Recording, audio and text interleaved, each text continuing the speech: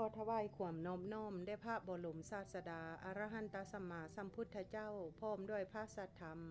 และหมู่พระอริยสงฆ์ทุกพระองค์และทุกองค์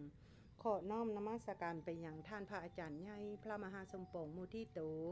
ตลอดทั้งพ่อแม่ครูบาอาจารย์ทุกท่านขอสบายดีกัญญาณมิตรกัญญาณธรรมทุกท่านมื้อนี้มาพบกับข้าน้อยดาวกงมณีจันทร์อีกเส้นเคยซึ่งนำเอารายการเปิดคุมทรัพย์เพื่อฝึกตนฝึกใจฝึกอ่านฝึกสาธยายพระไตรปิฎกด้วยตนเองมาพบกับข้าน้อยในนามลูกศิษย์วัดวิหารธรรม USA เนาะแล้วก็มื้อนี้ข้าน้อยเองก็จะได้นำเอาทางด้านอัฏฐกถาคัมภีร์วิสุทธิมรรคเนาะมาขึ้นอย่างอยู่ในสินนิเทศอยู่นั่นเองเนาะก็จะขึ้นหัวข้ออยู่ปัจจญาสันนิสิตสินจังซี่เนาะเพราะว่าจะเป็นหมวดปริสุทธิสินซี่จังซี่เนาะหมายถึงการที่ว่า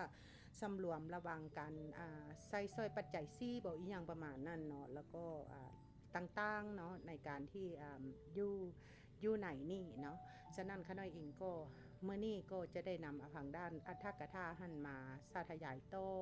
ให้จบสิ้นนิเท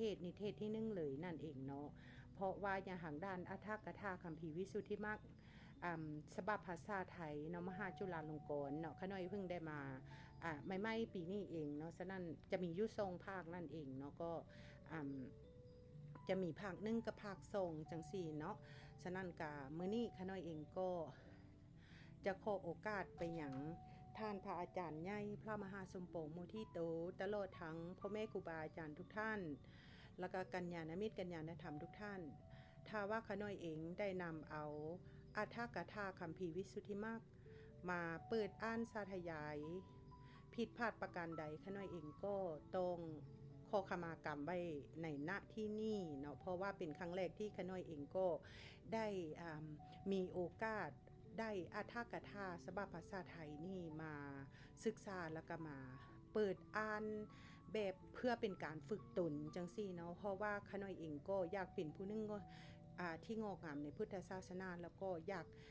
เจริญบุญกุศลแบบนี้จ้ะอยากเจริญบุญกุศลเนาะเพราะว่าอย่างข้าน้อยเชื่อในคำสอนขององค์พระพุทธเจ้าจังซี่เนาะเชื่อธรรมะคำสอนของท่านและข้าน้อยเองก็ได้ฮู้ธรรมแล้วข้าน้อยก็อยากเห็นธรรมที่แท้จริงจังซี่เนาะเพราะว่าอีหยังการที่เฮาดำรงชีวิตอยู่ในโลกนี้เนาะยังได้ออกไปทำมาหากินออกไปสู้สังคมจังซี่เนาะจะได้รับมือได้ว่าการที่เฮาไปปะคนลายเฮาจะเฮ็ดจังใดเนาะคืออุบายของข้าน้อยคือการที่ว่าจะออกไปใส่ก็ตามที่ว่ามีบ่อนคนหลายๆคือการที่ว่าตั้งจิตว่ามื้อนี้เฮามาศึกษาธรรมะเนาะให้เห็นธรรมะที่แท้จริงจังซี่เนาะแล้วก็เฮาไปแล้วค่ะว่าได้ยินเสียงกระทบกระทั่งเนาะเพราะว่าโลกกระทำแปดนี่มันก็เนาะค่ะว่าเฮาเอาชนะใจตนบ่ได้มันก็คุ้มได้ยากเนาะฉะนั้นก็เชิญชวนทุกท่านเนาะได้มาศึกษาให้เห็นธรรมะเนาะค่ะเนาะเพราะว่าเฮาฮู้ธรรมะแล้วก็ต้องให้เห็นธรรมะที่แท้จริงแล้วก็นำมาปฏิบัติให้มันเกิดผลกับจิตใจเฮาอย่างแท้จริงจังซี่เนาะฉะนั้นก็ขอเชิญชวนทุกท่านให้โอกาสตนเองได้ศึกษา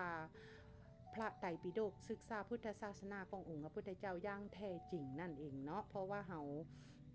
บ่อยากเวียนว่ายตายเกิดอยู่ในวัฏสงสารนี่ยาวนานจังซี่เนาะอย่างน้อยก็ให้กิเลสนี่นะมันดับซะจังซี่เนาะจึงจะแบบว่าโลกนี้จึงสิพาสุขเนาะสุขุนสุอยู่นำกันแบบมีความเมตตากรุณามุทิตานำกันจังซี่เนาะอุเบกขาจังซี่เนาะแบบว่าเฮาจะเฮ็ดแบบใดจังซี่เนาะเจริญแบบพรหมวิหาร4บ่จังซี่ถึงเฮาจะเจริญแบบคืออริยบุคคลบ่ได้แบบเป็นแบบพระอรหันต์บ่ได้เฮาก็ต้องค่อยเฮ็ดค่อยทำค่อยเจริญไปเทีละน้อยมันหากจะแบบเห็นได้ด้วยตนเองนั่นเองเนาะเพราะว่ายังธรรมะเฮ็ดให้เฮาแบบว่าละความทุกข์ความโศกความเศร้าได้จริงพ้นทุกข์ได้จริงนั่นเองเนาะแล้วก็ละความขี้ตะเหนี่ยวแล้วก็มีน้ำใจแบบข้าวใส่บริสุทธิ์เนาะเพราะว่ายังขน้อยสัมผัสแล้วฉะนั้นขอเชิญชวนทุกท่านเนาะก่อนเฮาจะเฮ็ดหยังทำหยังเฮาก็ยังมีสติเนาะเพราะว่าฝึกสติไปนำเพราะว่ายังเฮาเน้นในการที่ว่า ฝึกสติอบรม อบรมจิตแล้วก็ฝึกสติไปพร้อมๆกันนั่นเองเนาะเพราะว่าจะได้หู้ทันเนาะค่ะเนาะจะได้หู้ทันความคิดของตนเองจังซี่เนาะฝึกสติสัมปชัญญะไปนำจังซี่เนาะฉะนั้นก็ขน้อยขอโอกาสคืออ่านต่อเลยเนาะอ่านต่อปัจจยะปัจจญาสันนิสิตศิลเนาะอยู่ในสินนิเทศนี่ต่อเลยเนาะค่ะเนาะเพราะว่าอย่างตอนนี้หั่นแบบพยายามแบบแบ่งวรรคแบ่งตอนให้มันเป็นอันได้นั่นบ่จะอันได้แบบว่าเป็นคลิปไปจังซี่เนาะบางครั้งมันก็ยาวเกินไปก็ต้องได้กะประมาณแล้วก็ได้หยุดไว้แล้วก็มากไว้เนาะเพราะว่าบ่ให้เป็นการลงแล้วก็จะมาอ่านต่อในอ่านต่อจากคลิปที่แล้วนี่เลยเนาะค่ะเนาะฉะนั้นค่ะเนาะจะขอโอกาสแล้วก็จะขออ่านไปเลยบัดนี้เนาะอัฏฐกถาคัมภีร์วิสุทธิมรรคภาค1สินนิเทศปัจจญะสันนิสิตศิลข้อว่าด้วยประการศนี้เราจักกำจัดเวทนาเก่าและจักไม่ให้เวทนาไม่เกิดขึ้นอิติปุรานันจะเวทนังปฏิหังคามินาวันจะเวทนังนาอุปาเทสามิมีอธิบายว่าภิกษุคิดว่าด้วยประการนี้คือด้วยการสั้นบิณฑบาตนี่เราจะกำจัดเวทนาคือความหิวเก้าและจักไม่ให้เวทนาไม่อันมีการสั้นเกินประมาณเป็นปัจจัยเกิดขึ้นเมื่ออรหันต์ตรงกราบขออภัยกันค่ะน้อยอ่านคำนี้ผิดไปค่ะน้อยก็ตรงกราบขออภัยไว้ในณที่นี่เนาะเมื่ออรหัตถกพามอาลังสากพามตัดวัตตะกพามกากมาสกะพามและพุสตะวะมิตรพามคนใดคนหนึ่งซื้อเพื่อนนี่บางครั้งก็อ่านยากเหลือเกินฉะนั้นจึงสั่นบิณฑบาตเมื่อนคนไข้รับประทานยาฉะนั้นอีกอย่างหนึ่งพึงเห็นเนื้อความในคำนี้อย่างนี้ว่าเวทนาใดที่ท่านเรียกว่าเวทนาเก่าเพราะอาศัยการสั่นอาหารที่ไม่เป็นสัพพยะและเกินประมาณในปัจจุบันเกิดขึ้นด้วยอำนาจกรรมเก้าเป็นปัจจัย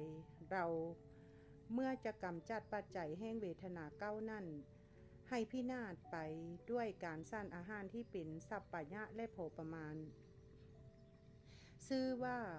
จักกำจัดเวทนาเก้านั่นเสียก็เวทนานี่ใดที่ท่านเรียกว่าเวทนาไม่เพราะอาศัยกรรมคือการบริโภคที่ไม่ควรเป็นปัจจัยซึ่งตนทำไว้ในปัจจุบันและจะเกิดขึ้นในอนาคตเราเมื่อจะไม่ให้มูลแห่งเวทนาไม่นั่นเกิดด้วยอำนาจการบริโภคที่สมควรชื่อว่าจักไม่ให้เวทนาไม่นั่นเกิดขึ้นบัณฑิตเพิ่งทราบว่าการทรงข้อการบริโภคที่สมควรก็ดีการละอัตตกิลมะทานุโยกก็ดีการไม่ยอมสละสุขอันชอบธรรมก็ดีเป็นอันพระผู้มีพระภาคทรงแสดงแล้วด้วยคำมีประมาณเท่านี้ลายบทว่าความดำเนินไปจักมีแก่เราญาตราจะมีภวิสติความว่าภิกษุคิดว่าก็ด้วยการบริโภคพอประมาณการไปกล่าวคือการดำเนินตลอดกาลนานจักมีแก้กายที่มีความเป็นไปเนื่องด้วยปัจจัยนี้ของเราเพราะไม่มีอันตรายที่จะเข้าไปตัดรอนชีวิตตินทรีย์หรือที่จะหักลานอิริยาบถใดจึงสันบิณฑบาตเหมือนคนมีโรคเลือหลังรับประทานยาแก้โรคนั่นฉะนั้นทรงบทว่าความไม่มีโทษและความยุพาสุข อนาวาสตาจะพาสุวิหารโรจะความว่าภิกษุคิดว่าความไม่มีโทษด้วยการงดเว้นการแสวงหาการรับและการบริโภคอันไม่สมควรและความยู่พาสุขด้วยการบริโภคพอประมาณจักมีแก่เราบ้างอีกอย่างหนึ่งความไม่มีโทษโดยไม่มีโทษมีความกระสั้นความเกียจข้านและความบิดกายที่ท่านผู้รู้ตำนี้เป็นต้นเพราะบริโภคอาหารไม่เป็นสัพพยะและเกินประมาณเป็นปัจจัยและความยู่พาสุขโดยมีร่างกายแข็งแรงเพราะการสั่นอาหารที่เป็นสัพพยะและพอประมาณเป็นปัจจัยจะมีแก่เราบ้างอีกอย่างหนึ่งความไม่มีโทษโดยละสุขที่จะพึ่งได้ด้วยการนอนสุขที่เกิดขึ้นด้วยการเห็นและสุขที่เกิดขึ้นด้วยการหลับเสียได้ด้วยการงดเว้นการชั่นอาหารตามต้องการจนเต็มท้องและความยุพาสุขโดยให้อิริยาบถทั้งสี่ที่เหมาะสมแก่ร่างกายดำเนินไปได้โดยเฉพาะด้วยการสั่นอาหารลดลงเพียง4-5 คำจักมีแก่เราบ้างจึงสันบิณฑบาตสมจริงดั้งคำที่เป็นคาถาที่ท่านกล่าวไว้ดังนี้ว่าพระโยคาวจรพึ่งเลิกชั่นก้นอิ่ม4-5 คำแล้วดื่มน้ำเท่านี้ก็เพียงพอเพื่อยุพาสุขของภิกษุผู้มีใจเด็ดเดียวมุ่งนิพพานก็ด้วยบทเพียงเท่านี้บัณฑิตเพิ่งทราบว่าพระผู้มีพระภาคได้ทรงแสดงกันกำหนดถือเอาประโยชน์และข้อปฏิบัติสายกลางแล้วที่นอนและที่นั่งชื่อว่าเสนาสนะก็ภิกษุอยู่ในที่ใดๆจะเป็นวัดหรือพึ่งเป็นต้นก็ตามที่นั้นชื่อว่าเสนาต้องกราบขออภัยนะชื่อว่าเสนะก็คือที่นอนนั่นเองนะเพื่อนเปิดวงเล็บภิกษุนั่งคือนั่งพักอยู่ในที่ใดๆที่นั้นชื่อว่าอาสนะที่นั่งรวมทั้งสองย่างนั่นเข้าด้วยกันเรียกว่าเสนาสนะบทว่าเพื่อบรรเทาอันตราย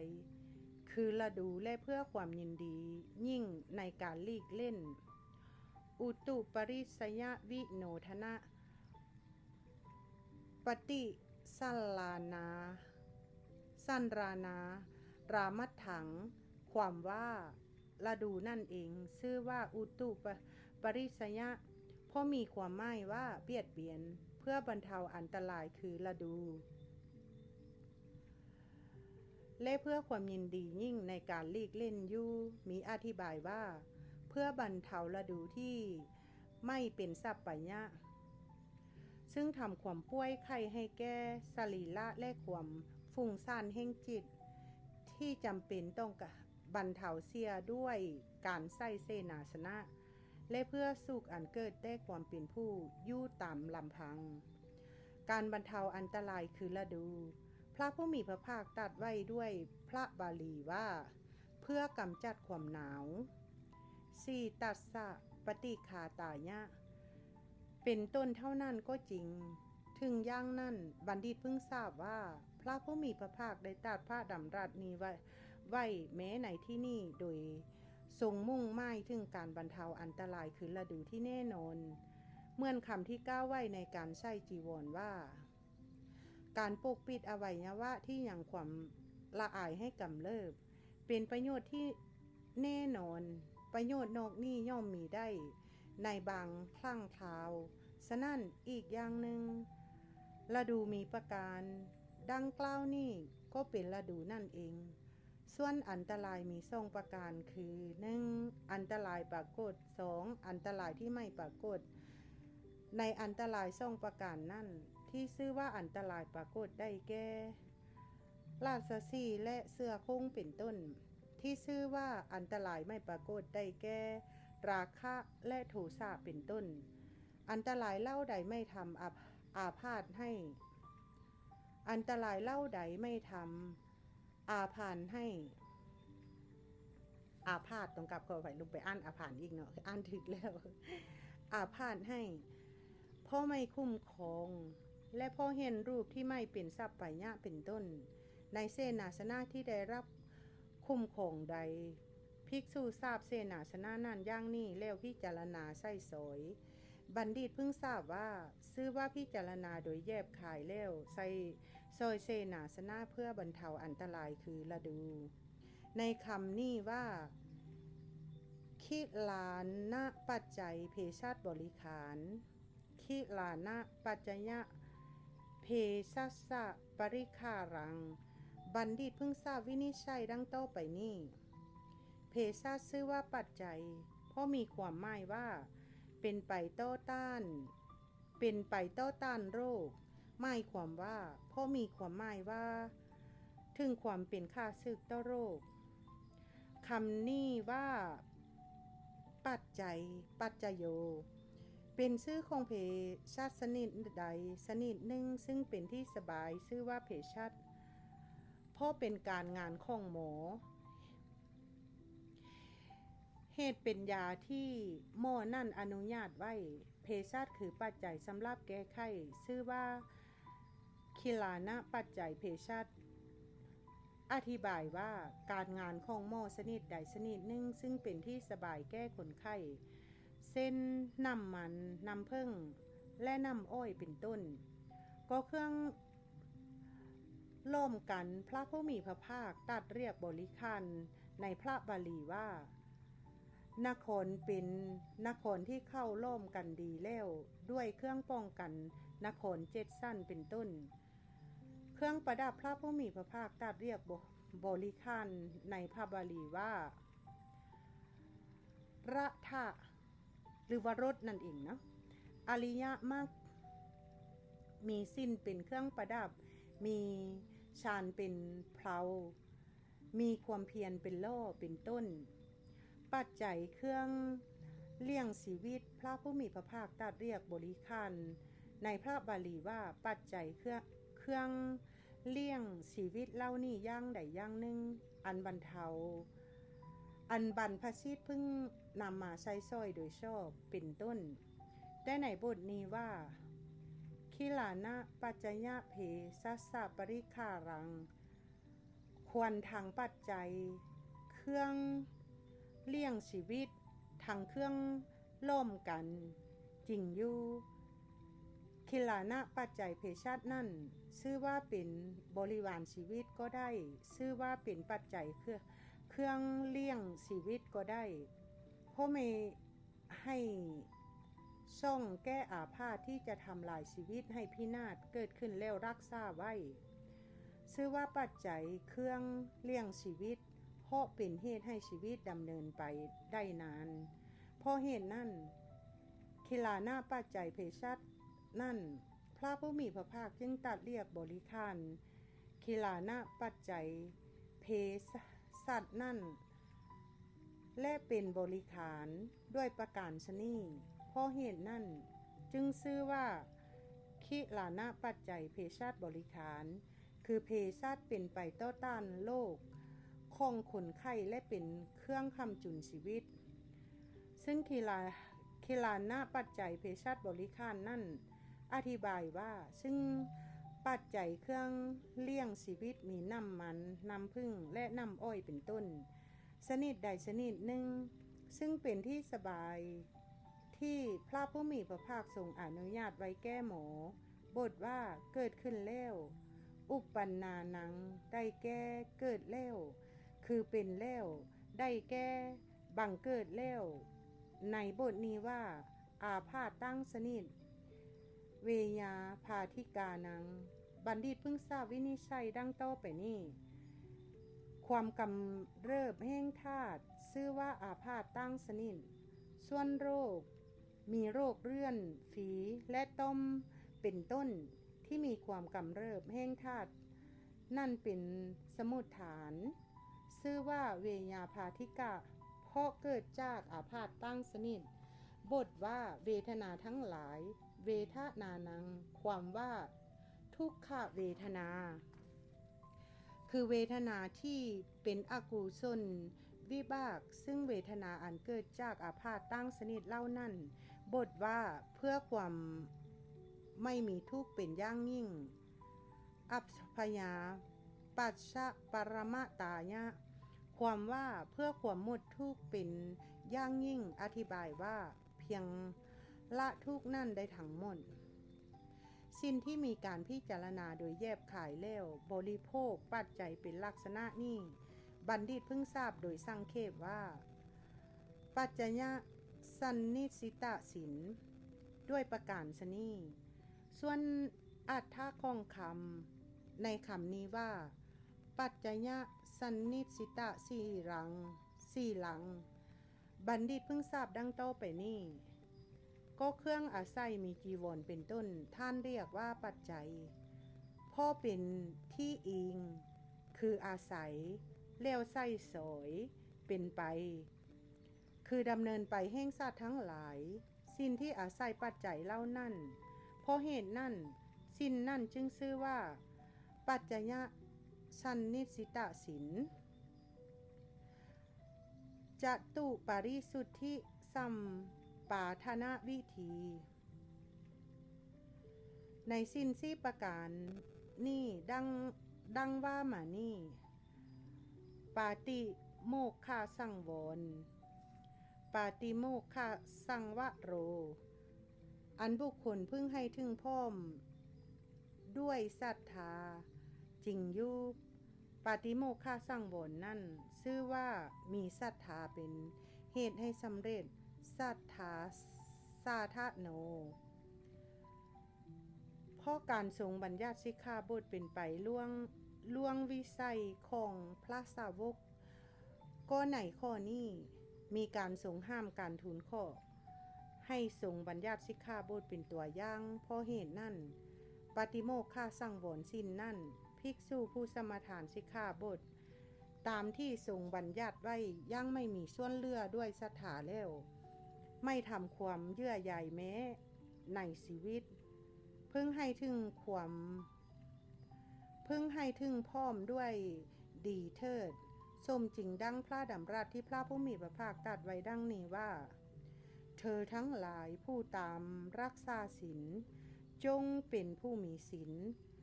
เป็นที่รักด้วยดีมีความเคารพในการทุกเมื่อนนางนกตอยติวีดรักษาฝองไข่เหมือนจามลีรักษาคนหางเหมือนมันดารักษาบุตรผู้เป็นที่รักของคนเดียวเหมือนคนมีตาข้างเดียวรักษาตาย่างดีฉะนั้นพระผู้มีพระภาคได้ตรัสดำรัสแม้อีกอย่างหนึ่งว่าปหาราทะสิกขาบทอันใดเล่าบัญญัติไว้แก่สาวกทั้งหลายของเราย่อมไม่ล่วงละเมิดสิกขาบทนั่นแม้เพราะเหตุแห่งชีวิตด้วยประการชนีแลก็ในความข้อนี้บัณฑิตเพิ่งทราบเรื่องของพระเถระทั้งหลายที่ถูกพวกโจรมัดผูกไว้ในดงเถิดได้ยินว่าพวกโจรได้มัดพระเถระด้วยเท่าหญ้านางให้นอนอยู่ในดงมหาวัตตนีพระเถระนอนอยู่กลางย่างเดิมนั่นแหละเจริญวิปัสสนาตลอด7 วันบรรลุอนาคามีผลมรณภาพณที่นั่นเองไปบังเกิดในพรหมโลกพวกโจรใส่เท่าหัวด้วนผูกพระเถระแม้อีกรูปหนึ่งให้นอนอยู่ในตับพระบัณณิทวีปพระเถระนั่นเมื่อไฟป้าลูกหลามต้องกราบขออภัย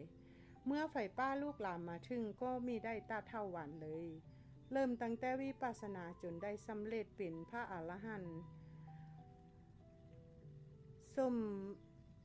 พระอรหันต์สมสีแล้วปรินิพพานพระอภัยเถระผู้ก้าวคัมภีร์ทีฆานิกายเดินทางมาพร้อมกับภิกษุ500 รูปได้พบเข้าจึงทำชาปนกิจ สรีระของพระเถระแล้วให้ก่อเจดีย์ไว้เพราะเหตุนั้นแม้กุลบุตรอื่นผู้มีศรัทธาเมื่อจะรักษาปฏิโมกข์ให้หมดจดพึ่งสละชีวิตเสียเถิดอย่าทำลายศีลสังวรที่พระโลกนาถทรงบัญญัติแล้วเหมือนอย่างว่าภิกษุเพิ่งทำปฏิโมกข์สังวรให้ถึงพร้อมด้วยศรัทธาสันใดอินทวิยะสังวรอินทวิยะสังวโรภิกษุก็เพิ่งทำให้ถึงพร้อมด้วยสติสั้นนั่นจริงอยู่อินทรีย์สังวรนั่นชื่อว่ามีสติเป็นเหตุให้สำเร็จสติสาธาโนเพราะอินทรีย์ที่ตั้งมั่นด้วยสติจะไม่ถูกอกุศลธรรมมีอภิสาเป็นต้นไล่ไปตามได้เพราะเหตุนั้นพระโยคีระลึกถึงด้วยสีเลขร่อนไฟติดต้องกราบขออภัยเนาะพระโยคีระลึกถึงอาทิตตปริยายเทศนาโดยในเป็นต้นว่าภิกษุทั้งหลายจากคุณสีที่บุคคลทิมแทงแล้วด้วยสีเลขร่อนไฟติดลูกโสนโสติช่วงยังดีกว่าส่วนการถือเอานิมิตโดยอนุพยัญชนะในรูปที่จะพึงรู้แจ้งทางตาไม่ประเสริฐเลยเป็นต้นเมื่อวิญญาณเล่นไปทางจักขุทวารต้องกราบขออภัยเมื่อวิญญาณเล่นไปทางจักขุทวารเป็นต้นในอารมณ์มีรูปเป็นต้นแล้วหักห้ามการถือเอานิมิตเป็นต้นที่อกุศลธรรมมีอภิสาเป็นต้นจะพึ่งไล่ไปตามเสียได้อยู่พึ่งทำอินทรีย์สังวรนี่ให้ถึงพร้อมด้วยดีเถิดจริงอยู่เมื่อพระโยคีไม่ทำอินทรีย์สังวรนี่ให้ถึงพร้อมโดยย่างนี่แล้วแม้ปฏิโมกขสังวรศีลก็จะไม่ตั้งยู่ยืดเยื้อยาวนานได้เหมือนเข้ากล้าที่ไม่ได้จัดแจงเอากิ้งไม้ล้อมไว้ก็ดำรงคงอยู่เนิ่นนานไม่ได้ฉะนั้นอันหนึ่งพระโยคีผู้มีได้ทำอินทรีย์สังวรให้ถึงพร้อมนี้ย่อมถูกพวกโจรคือกิเลสปล้นได้เหมือนบ้านที่เปิดประตูไว้ถูกพวกโจรผู้ลักขโมยของผู้อื่นปล้นได้ฉะนั้นอันหนึ่งราคะยอมเสียดแทงจิตของเธอได้เหมือน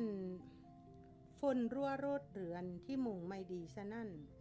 สมดังพระดำรัสที่พระผู้มีพระภาคตรัสไว้ดังนี้ว่าเธอจงรักษาอินทรีย์ในรูปเสียงกลิ่นรสและภาษาเถิดเพราะว่าทวารเหล่านี้ที่เปิดไว้ที่บุคคลไม่รักษาย่อมปล้นเธอผู้มีความพลั่งพร้อมด้วยทวารนั้นได้เหมือนพวกโจรผู้คอยลักขโมยของผู้อื่น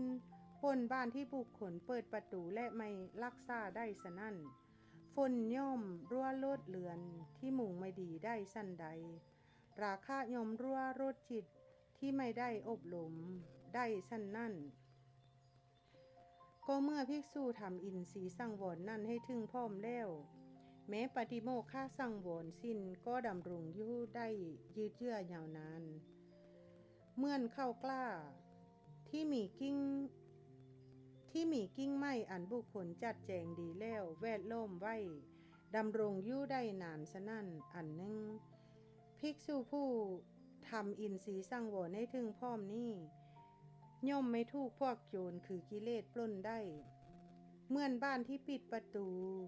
มิดชิดดีแล้วไม่ถูกพวกโจรผู้คอยลักขโมยของผู้อื่นปล้นเอาได้ฉะนั้น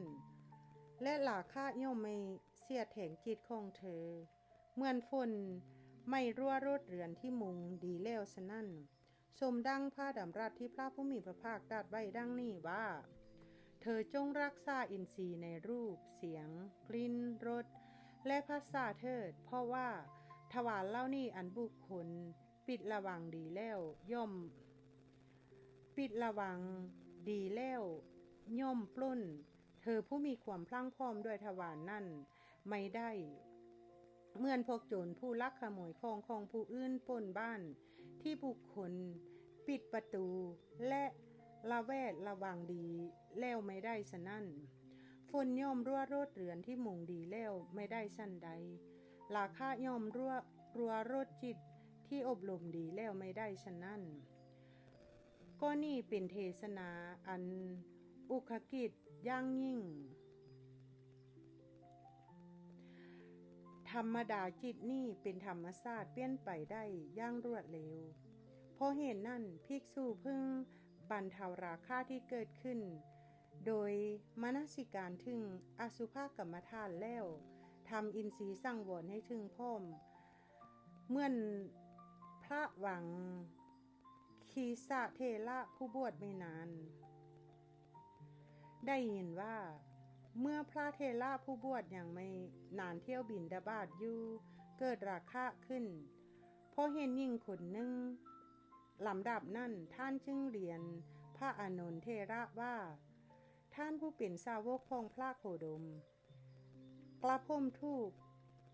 กามราคะแผดเผาจิตของกระผมเร่าร้อน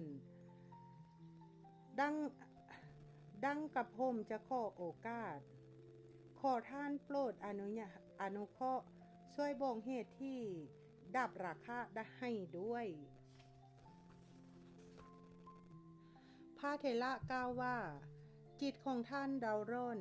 เพราะความสำคัญผิดท่านจงสละทิ้งนิมิตว่างามซึ่งประกอบด้วยราคะจงอบรมจิตให้มีอารมณ์เดียวให้ตั้งมั่นดีด้วยอสุภภาวนาท่านจงดูสังขารทั้งหลายโดยความเป็นของแปรผันโดยความเป็นทุกข์และอย่าดูโดยความเป็นอัตตาจงดับราคะแรงกล้าอย่าถูกราคะเผาผ่านบ่อยๆเลยพระเถระบรรเทาราคะได้แล้วจึงเที่ยวไปบิณฑบาตอีกอย่างหนึ่งภิกษุผู้บำเพ็ญอินทรีย์สังวรเพิ่งเป็นเส้นเดียวกับพระจิตตคุตตะเถระผู้อยู่ในธรรมใหญ่ชื่อว่ากุลันดกะและพระมหามิตรเถระผู้อยู่ในโจรกรมต้องกราบขออภัยกันด้วยอ่านคำนี้ผิดก็ต้องกราบขออภัยเนาะอยู่ในจงกรมมหาวิหารหรือว่าคันน้อยขอตัวช่วยดีกว่าเนาะเพราะว่าอีอย่างคันน้อยอ่านผิดไปเดียวมันสิไปกันไง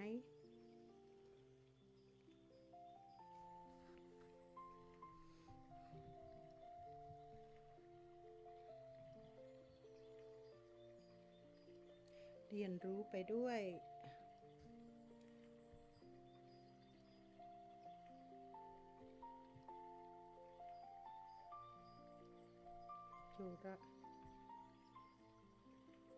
โจรกรรมบอกประมาณนั้นโจ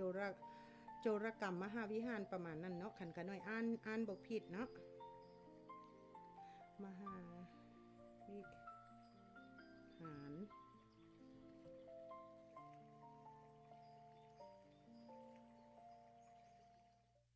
โจรกรมหาวิหารถ้าอ่านออกเป็นเสียงไทยสิเป็นโจรกรมมหาวิหารเนาะ ต้องกราบขออภัยเพราะว่ายันขน้อยอ่านผิดไปกันใหญ่ขน้อยขออ่านเป็นโจรกรมมหาวิหารเนาะได้เห็นว่าในธรรมใหญ่ชื่อว่ากุรันดากะได้มีจิตกรรมเกี่ยวกับเรื่องเสด็จออกมหาพิเนศกรมของพระพุทธเจ้า7 พระองค์เป็นที่น่ารื่นรมใจภิกษุหังหลายรูปเที่ยวจาริกไปในเสนาสนะพบจิตกรรมเข้าจึงกล่าวว่าท่านขอรับจิตกรรมน่ารื่นรมพระเถระกล่าวว่าผู้มีอายุเมื่อเราอยู่ในธรรมเกินกว่า60 ปีเรายังไม่ทราบว่า มีจิตรกรรมหรือไม่มี วันนี้เราอาศัยพวกท่าน ผู้มีดวงตาจึงรู้ได้เดี๋ยวนี้เอง ได้ยินว่าพระเถระอยู่มานานเพียงเท่านี้ ก็ไม่เคยลืมตาเง่นมองดูถ้ำเลย และใกล้ประตูถ้ำของท่าน มีต้น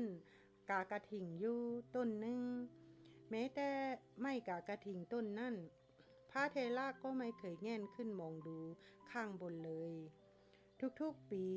พอได้เห็นเกสรล่วงลงมาที่พื้นดินเท่านั้นท่านจึงรู้ว่ามันมีดอกบานแล้วคันในโคกาบขอไป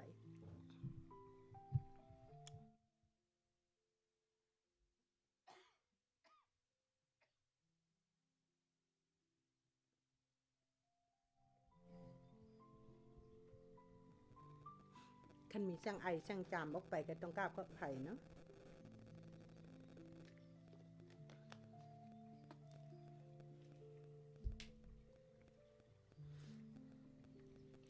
พระราชาได้สดับคุณสมบัติของพระเทระมีพระประสงค์จะนมัสการ จึงส่งราชบุตร จึงส่งราชบุรุษไป3 ครั้ง เมื่อพระเถระไม่มา รับสั่งให้ราชทัณฑ์ของพวกสตรีแม่ลูกอ่อนในหมู่บ้านนั่นแล้วให้ตีตาพระราชลัญจกรไว้ว่า พวกเด็กอย่าได้ดื่มนมตลอดเวลาที่พระเถระยังไม่มา พระเถระก็ได้ไปยังมหาคามเพราะความเอ็นดูเด็กๆ พระราชาทรงสดับข้าวนั้นแล้วตรัสว่าแน่พระนายพวกท่านจงไปนิมนต์พระเถระเข้ามาเราจักรับศีลแล้วโปรดให้นำท่านเข้าไปถึงพระราชวังสั้นในทรงนมัสการทรงนิมนต์ให้พระเถระสั้นแล้วตรัสว่าพระคุณเจ้าผู้เจริญวันนี้ไม่มีโอกาสพรุ่งนี้โยมจึงจักรับศีลทรงถือเอาบาทของพระเถระเสด็จตามทรงน้อยหนึ่งพร้อมกับพระเทวีทรงนมัสการแล้วจึงเสด็จกลับพระราชาหรือพระเทวีทรงนมัสการก็ตามพระเถระจะถวายพระพรว่า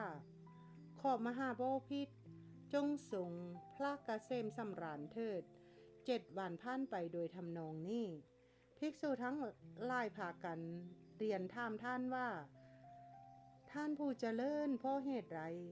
เมื่อพระราชาทรงนมัสการก็ดีพระเทวีทรงนมัสการก็ดีท่านกล่าวถวายพรเป็นอย่างเดียวกันว่าสุขีโหตุมหาราชาดังนี้เล่าพระเถระกล่าวว่าผู้มีอายุเรามิได้ทำการกำหนดว่าเป็นพระราชาหรือพระเทวีขันล่วงไป7 วันพระราชาทรงปล่อยไปโดยทรงดำริว่าการอยู่ในที่นี้ของพระเถระลำบากจึงกลับไปทำใหญ่ชื่อว่ากุรันดกะขึ้นสู้ที่จงกรมในตอนกลางคืนเทวดาผู้สิ่งอยู่ที่ต้นกากระทิงได้ยืนถือประทีปด้ามให้ครั้งนั้นกรรมฐานของท่านได้ปรากฏว่าบริสุทธิ์เป็นอย่างยิ่งพระเถระเบิกบานใจอยู่ว่าเพราะอะไรเล่าหนอวันนี้กรรมฐานของเราจึงแจ่มกระจ่างยิ่งนักบันดาลภูเข้าทั้งลูกให้บรรลือลั่นอยู่ได้บรรลุอรหัตผลในช่วงมัชฌิมายามต้องกราบขออภัยเนาะ เพราะเหตุนั้นแม้กุลบุตรอื่นผู้มุ่งประโยชน์ตนไม่พึ่งเป็นผู้มีในตาลอกแลกเหมือนลิงในป่าเหมือนเนื้อสมันในดงเหมือนเด็กอ่อนตกใจกลัวฉะนั้นพึ่งทอดตาลงมองดูซัวแอกจะพึ่งลูกอำนาจของจิตซึ่งโลเลเหมือนลิงป้าเถิดโรคฝีเป็นพิษได้เกิดขึ้นแก้โยมมันดา แม้ของพระมหามิตาเทระแม้ธิดาของนางก็บวชในสำนักของภิกษุณีนางจึงกล่าวกับภิกษุณีผู้เป็นธิดานั้นว่าแม่เจ้าเธอจงไปยังสำนักของหลวงพี่บอกว่าโยมไม่สบายแล้วนำยามาเถิดภิกษุณีนั่นก็ไปบอกพระเถระกล่าวว่าฉันไม่รู้จะรวบรวมเอายาต่างๆมียารากไม้เป็นต้นมาบุบยาแต่จากบอกยาแก้เธอว่าตั้งแต่เราบวชมาเราไม่เคยมีจิตสหรคตโดยโลภะทำลายอินทรีย์มองดูรูปที่เป็นข้าศึกเลยด้วยสัจจวาจานี้ข้อความพาสุขจงมีแก่โยมมารดาของเราเถิดเธอจงกลับไปเถิดจงกล่าวคำนี้แล้วรูปตัวอุบาสิกาเถิดภิกษุณีนั่นกลับไปบอกข้อความนี้แล้วได้ทำตามสั่งในขณะนั่นเองฟีก็ได้ฟอเหี่ยวหายไปเหมือนก้อนฟองน้ำแตกหายไปซะนั่นนางลุกขึ้นแล้วเปล่งวาจาแสดงความเบิกบานใจว่าถ้าพระสัมมาสัมพุทธเจ้ายังมีพระชนม์อยู่สนัยเล่าพระองค์จะไม่พึ่งเอาพระหัตถ์ที่มีลายวิจิตรด้วยตาค่ายรูปศีรษะของภิกษุผู้เส้นบุตรของเราเพราะเหตุนั้นแม้บุคคลอื่นผู้มีความสำคัญตนว่าเป็นบุตรผู้มีตระกูลบวชในพระศาสนาแล้วพึงตั้งอยู่ในอินทรีย์สังวรอันประเสริฐเหมือนพระมิตรเถระเถิดเหมือนอย่างว่าภิกษุพึงทำอาชีวปริสุทธิอาชีวิปาริสุทธิให้ถึงพร้อมด้วยความเพียรเหมือนอย่างที่ทำอินทรีย์สังวรให้ถึงพร้อมด้วยสติเถิดจริงอยู่อาชีวปริสุทธินั่นย่อมทำความเพียรให้สำเร็จได้วิริยะสาธนาเพราะความเพียรที่ปรารภหรือชอบเกิดขึ้นโดยเว้นจากมิจฉาอาชีวะเพราะเหตุนั้นภิกษุพึงละการแสวงหาอันไม่สมควรคืออันไม่เหมาะสมแล้วทำอาชีวปริสุทธินี้ให้ถึงพร้อมโดยการแสวงหาโดยชอบมีการเที่ยวบิณฑบาตเป็นต้นด้วยความเพียรเถิดเพราะท่านเสพปัจจัยที่เกิดขึ้นบริสุทธิ์เว้นปัจจัยที่เกิดขึ้นไม่บริสุทธิ์เหมือนอสรพิษนั่นในปัจจัยสองอย่างนั้นสำหรับภิกษุผู้มีได้ถือธุดงค์ปัจจัยที่เกิดแต่ทรงก็ดีแต่คณะก็ดีแต่สำนักของพวกคฤหัสถ์ผู้เลื่อมใสด้วยคุณของเธอมีการแสดงธรรมเป็นต้นก็ดีชื่อว่าปัจจัยที่มีการเกิดขึ้นบริสุทธิ์ส่วนปัจจัยที่เกิดขึ้นจากวัดมีการเที่ยวบิดไปบิณฑบาตเป็นต้นชื่อว่าปัจจัยที่มีการเกิดขึ้นบริสุทธิ์ยิ่งแท้ปัจจัยที่เกิดขึ้นจากวัดมีการเที่ยวไปบิณฑบาตเป็นต้นของภิกษุผู้ถือธุดงค์และจากสำนักของคฤหัสถ์ผู้เลื่อมใสในธุดงค์คุณของเธอโดยอนุโลมแก้ธุดงค์นิยมชื่อว่าปัจจัยที่มีการเกิดขึ้นบริสุทธิ์อันหนึ่งเพื่อระงับความป่วยไข้ชนิดหนึ่งเมื่อสมอที่โด่งด้วยน้ำมูดเน่าและเภสัชที่มีรสอร่อย4อย่างเกิดขึ้นการสมทานธุดงค์ของภิกษุนั่นผู้คิดว่าเพื่อนผมมาจันแม้อื่นๆก็จักสั่นเภสัชที่มีรสอร่อย4อย่างจึงสั่นแต่เพียงสิ้นสมอเท่านั้นจึงจะสมควรจริงอยู่ภิกษุนี้ท่านเรียกว่าภิกษุผู้ตั้งอยู่ในอริยวงศ์อย่างสูงสุดส่วนปัจจัยมีจีวรเป็นต้นเล่านี้ใดบรรดาปัจจัยเล่านั่นในจีวรและบิณฑบาตการทำนิมิตการพูดเคาะการพูดเรียบเคียงและการออกปากขอย่อมไม่ควรแก้ภิกษุรูปใดรูปหนึ่ง ผู้จะสำละอาชีวะให้หมดจดแต่ในเสนาสนะการทำนิมิตการพูดเคาะและพูดเรียบเคียงย่อมขวัญสำละภิกษุผู้มีได้ถือธุดงค์บรรดาอาการเล่านั่นการที่เมื่อภิกษุทำการเคลียร์พื้นที่เป็นต้นเพื่อสร้างเสนาสนะอยู่เมื่อคฤหัสถ์ถามว่าท่านขอรับท่านทำอะไรใครสั่งให้ทำจึงกล่าวต่อไปว่าไม่มีใครๆสั่งให้ทำดอกก็ดีการทำนิมิตแม้อื่นใดเห็นปันนี้ก็ดีชื่อว่าการทำนิมิตการที่ภิกษุถามว่าอุบาสกอุบาสิกาทั้งหลายพวกท่านอยู่ที่ไหนเมื่อพวกเขาตอบว่าที่ปราสาทเจ้าค่ะแล้วพูดว่าอุบาสกอุบาสิกาทั้งหลายก็ปราสาทไม่เหมาะแก่ภิกษุทั้งหลายดอกหรือก็ดีการทำการพูดเคาะแม้อื่นใดเห็นป่านนี้ก็ดีชื่อว่าการพูดเคาะการที่ภิกษุพูดว่าเสนาสนะของภิกษุทรงคับแคบไปก็ดีการพูดอ้อมไปแม้อื่นใดเห็นป่านนี้ก็ดีชื่อว่าการพูดเรียบเคียงปริกถานามะในเพศชาติอาการแม้ทั้งหมดย่อมควรแต่เพศชาติที่เกิดขึ้นด้วยอาการมีการทำนิมิตเป็นต้นอย่างนั้นเมื่อโรคหายแล้วภิกษุจะสั้นควรหรือไม่ควรในข้อนั้นพระวินัยทนทั้งหลายกล่าวกันว่าพระผู้มีพระภาคได้โปรดประทานซ่องไว้แล้วเพราะเหตุนั้นจึงควรส่วนอาจารย์ฝ่ายพระสูตรกล่าวอย่างนี้ว่าแม้จะไม่เป็นอาบัติก็จริงแต่มันก็ทำให้เสียอาชีวะเพราะเหตุนั้นจึงไม่ควรส่วนภิกษุใดไม่ได้ทำนิมิตการพูดเคาะการพูดเรียบเคียงและการออกปากเคาะแม้ที่พระผู้มีพระภาคได้ทรงอนุญาตไว้อาศัยแต่เฉพาะคุณมีความมักน้อยเป็นต้นความมักน้อยเป็นต้นเท่านั้นแม้เมื่อความสิ้นชีวิตมาปรากฏขึ้นเฉพาะหน้ายังเสพปัจจัยที่เกิดขึ้นเว้นจาก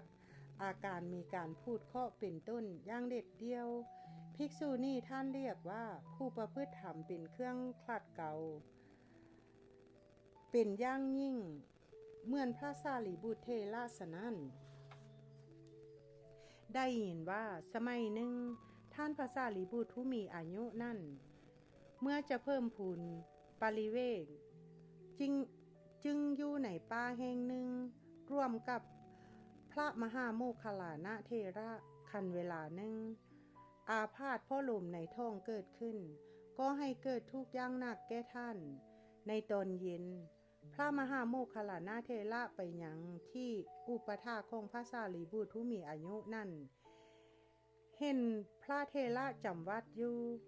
ถามเรื่องราวนั่นแล้วจึงถามว่าผู้มีอายุเมื่อก่อนท่านมีความสบายได้ด้วยอะไรพระสารีบุตรตอบว่าในเวลาเป็นฆฤหัสถ์โยมมารดาของผมได้ให้ข้าวปายาตที่ไม่มีน้ำนมเจือปนปรุงด้วยเนยใสน้ำผึ้งและน้ำตาลกวดความผ้าสู้ของผมมีได้ด้วยข้าวปายาตนั่น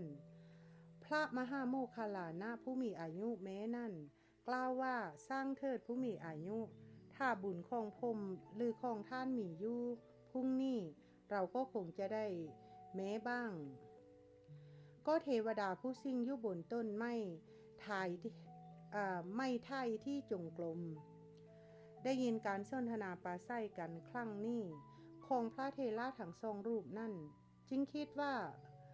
พรุ่งนี้เราจะช่วยให้เข้าปายาตเกิดขึ้นแก้พระคุณเจ้าแล้วไปยังตระกูลของโยมอุปถากของพระเถระในทันใดนั่นเองเข้าสิ่งร่างกายบุตรชายคนโตแล้วก็ให้เกิดการกดดันขึ้นต่อมาเทวดานั่นก็กล่าวกับหมู่ญาติที่ประชุมกันมุ่งจะแก้ไขบุตรชายที่ถูกกดดันนั่นว่าถ้าพรุ่งนี้พวกท่านจะ แจงเข้าไปญาติซื้อเห็นป่านนี้ถวายแก้พระเทระได้เราก็จะป้อยเขาญาติเล่านั่นกล่าวว่าแม้เมื่อท่านไม่บอกเพราะข้าพเจ้าก็จะถวายภิกษาแก้พระเทระทั้งสองรูปเป็นประจำจึงช่วยกันจัดแจงเข้าไปญาตินั่นเข้าไปญาติเส้นนั่นไหว้ถวายในวันพุ่งขึ้นพระมหาโมคคัลลานะเทระมาแต่เช้าตรู่กล่าวว่าท่านผู้มีอายุขอท่านรออยู่ณที่นี่แลจนกว่ากระผมจะเที่ยวบิณฑบาตแล้วกลับมาแล้วเข้าไปยังบ้านชาวบ้านเล่านั่นตั้งช่วยกันต้อนรับเอาบาตรของพระเทระแล้วบรรจุเข้าไปญาติมีประการดังกล่าวจนเต็มบาตรแล้วถวายพระเทระแสดงอาการที่จะกลับไปส่วนเล่านั่นกล่าวว่านิมนต์ท่านสั้นเถิดขอรับพวกกระผมจะถวายเข้าไปญาติอีกส่วนหนึ่งนิมนต์พระเทระให้สั้นแล้วจึงได้ถวายเข้าไปญาติอีกจนเต็มบาตรพระเทระไปถึงแล้วโน้มเข้าไปถวายพร้อมกับกล่าวว่านิมนต์เถิดท่านพระสารีบุตรขอนิมนต์ท่านสั้นเถิดฝ่ายพระเทระเห็นเข้าไปญาตินั่นแล้วคิดว่าเข้าไปญาติน่าชอบใจนักเกิดขึ้นได้อย่างไรหนอเห็นมูลเหตุที่เข้าไปญาตินั้นเกิดขึ้นจึงกล่าวว่าท่านโมคคัลลานะบิณฑบาตไม่ควรบริโภคท่านพระโมคคัลลานะนั่นก็ไม่ทำความคิดให้เกิดขึ้นว่าพระเทระไม่ยอมสั้นบิณฑบาตที่คนเส้นเรานำมาแล้วจึงจับขอบปากคว่ำลงที่ส่วนหนึ่งด้วยคำสร้างเพียงคำเดียวเท่านั้นพร้อมกับเข้าไปญาติลงไปกองอยู่ที่พื้นดินอาพาธของพระเทระก็หายไปตั้งแต่นั้นมาตลอดเวลา45 พรรษาอาพาธเช่นนั้นก็มีได้เกิดขึ้นอีกต่อมาท่านพระสารีบุตรก็กล่าวกับพระมหาโมคคัลลานะว่าท่านผู้มีอายุเข้าไปญาติเกิดขึ้นเพราะอาศัยวจีวิญญาตแม้เมื่อใส่ใยจะทะลักออกมาเลียลาดต้องกราบขออภัยแม้เมื่อใส่ใยจะทะลักออกมาเลียลาดอยู่บนพื้นดินก็ไม่เหมาะที่จะบริโภคและได้เปล่งอุทานนี้ว่าถ้าเราบริโภคเข้าไปญาติที่เกิดขึ้นเพราะเผยวจีวิญญาตอาชีวะของเรานั่นก็จะพึ่งถูกตำหนิได้ท้าแม่ว่าขนดไส้ของเราจะพึ่งทะลักออกมากองเลียลาดยุข้างนอกเราจะไม่ยอมทำลายอาชีวะแม้จะสละชีวิตเราคุมจิตของตนได้เราเว้นการแสวงหาที่ไม่สมควร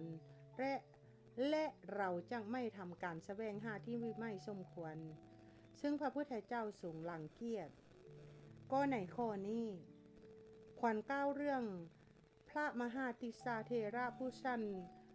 มะม่วงซึ่งพำนักอยู่ที่จีราคุมาต้องกราบขออภัยเนาะขันขน้อยอ่านคำนี้ต้องขออภัยสำนัก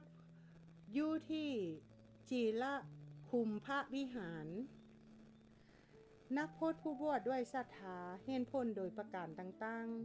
ๆไม่ให้แม้แต่ความคิดในการแสวงหาไม่สมควรเกิดขึ้นแม้โดยประการทั้งปวงพึงสำละอาชีวะให้หมดจดได้ด้วยประการชนีเหมือนอย่างว่าภิกษุพึงทำอาชีวะปริสุทธิให้ถึงพร้อม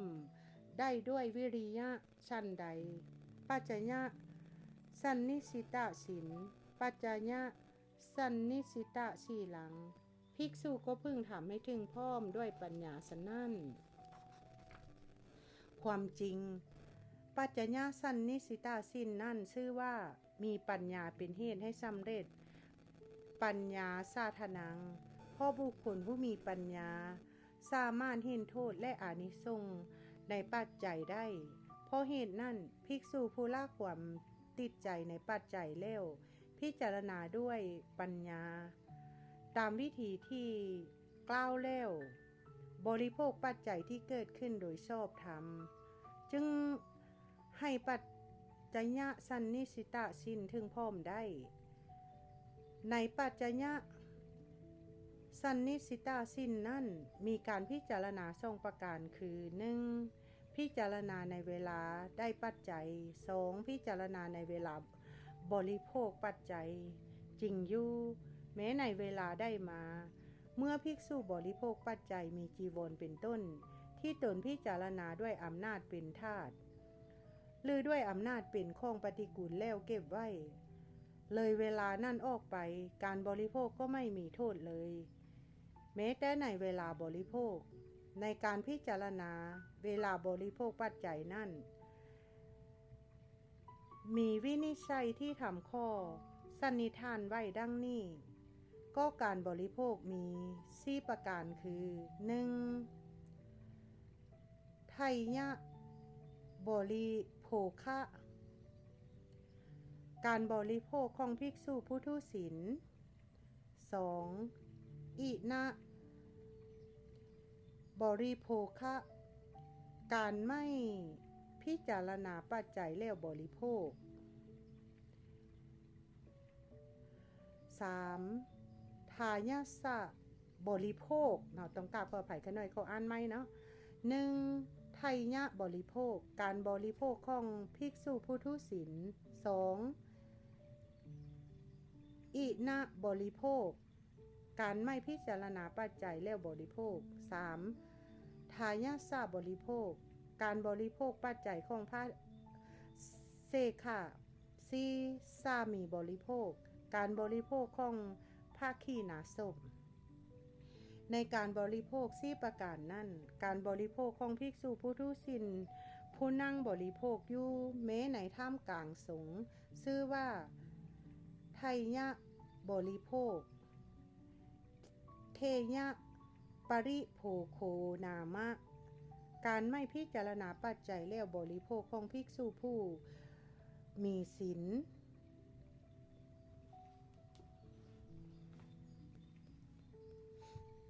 ชื่อว่าอินะบริโภคอินะปริโภโคนามะเพราะเหตุนั้นภิกษุต้องพิจารณาจีวรทุกๆคราวที่ใส่สอยต้องพิจารณาบิณฑบาตทุกๆคำคลืนเมื่อไม่อาจย่างนั่นต้องพิจารณาในเวลาก้อนฉันภายหลังฉันยามต้นยามกลางหรือยามสุดท้ายถ้าเมื่อภิกษุนั่นไม่พิจารณาเลยจนอรุณขึ้นเธอย่อมตั้งอยู่ในฐานะบริโภคนี่แม้เสนาสนะก็ต้องพิจารณาทุกคราวที่ใส่สอยความเป็นผู้มีสติเป็นปัจจัยทางในคณะรับทางในคณะบริโภคเพชัดนั่นและจึงควรแม้เมื่อเป็นเช่นนี้เมื่อภิกษุตั้งสติในเวลารับแต่ไม่ได้ตั้งในเวลาบริโภคเลยเป็นอาบัติแต่ไม่ได้ตั้งสติในเวลารับกับตั้งสติไว้ในเวลาบริโภคไม่เป็นอาบัติจริงอยู่ความหมดจดมี4ประการคือ 1. ความหมดจดด้วยการแสดงเทศนาสุทธิ 2. ความหมดจดด้วยการสั่งวรสังวรสุทธิ 3. ความหมดจดการแสวงหาปริเยทิสุทธิ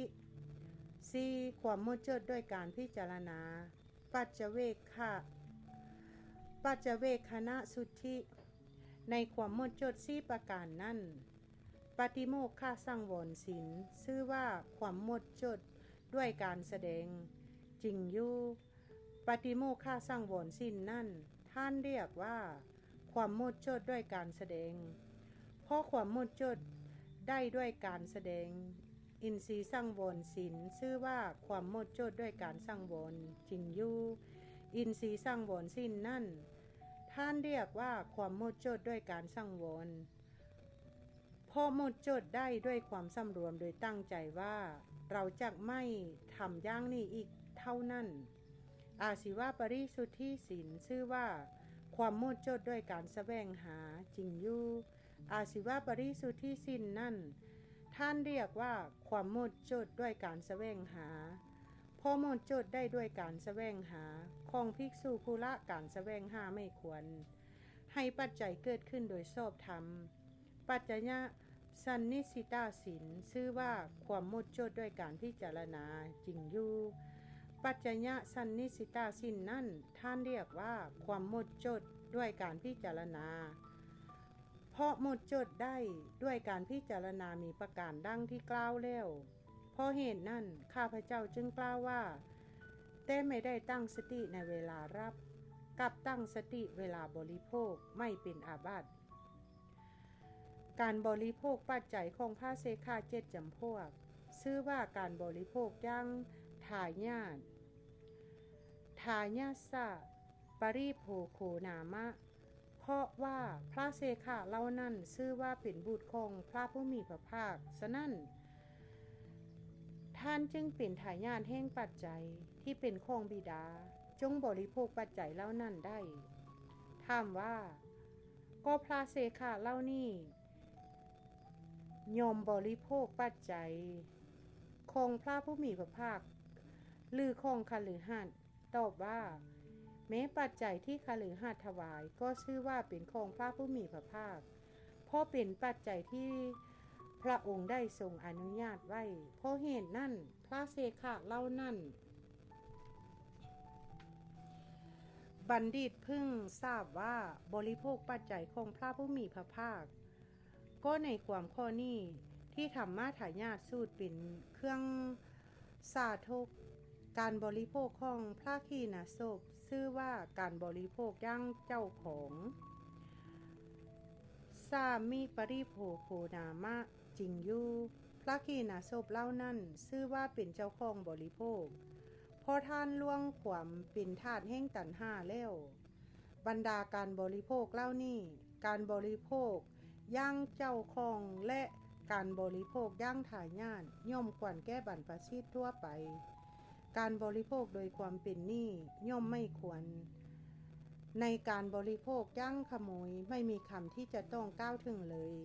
ก็การบริโภคปัจจัยที่ตนพิจารณาแล้วภิกษุผู้มีสินนี้ชื่อว่าเป็นการบริโภคโดยความไม่เป็นหนี้เพราะเป็นค่าศึกต่อการบริโภคนี้ย่อมถึงการส่งข้อเข้าในการบริโภคย่างทายาททางนั้นจริงอยู่แม้บุคคลผู้มีศีลก็ถึงการนับว่าเป็นเสขะได้เหมือนกันเพราะเป็นผู้ประกอบด้วยสิกขานี้ก็บรรดาการบริโภคเล่านี้การบริโภคย่างเจ้าของเป็นเลิศเพราะเหตุนั้นภิกษุเมื่อปรารถนาการบริโภคย่างเจ้าของนั้นพิจารณาด้วยสติเป็นเครื่องพิจารณามีประการดังกล่าวแล้วบริโภคอยู่เพิ่งให้ปัจจญาสันนิสิตาศีลถึงพร้อมเถิดก็ภิกษุเมื่อทำอยู่อย่างนี้ชื่อว่าเป็นผู้มีปกติทำกิจสมจริงดังคำที่ท่านกล่าวไว้ดังนี้ว่าสาวกของพระผู้มีพระภาคผู้มีปัญญาย่างประเสริฐฟังธรรมที่พระสุคตทรงแสดงแล้วพิจารณาแล้วจึงเสพบิณฑบาตเสนาสนะที่นอนที่นั่งและน้ำสำรับล่างสำระธุลีที่อยู่ในผ้าสังฆติเถิดเพราะเหตุนั่นแล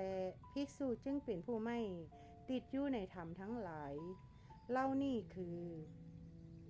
ในบิณฑบาตเสนาสนะที่นอนที่นั่ง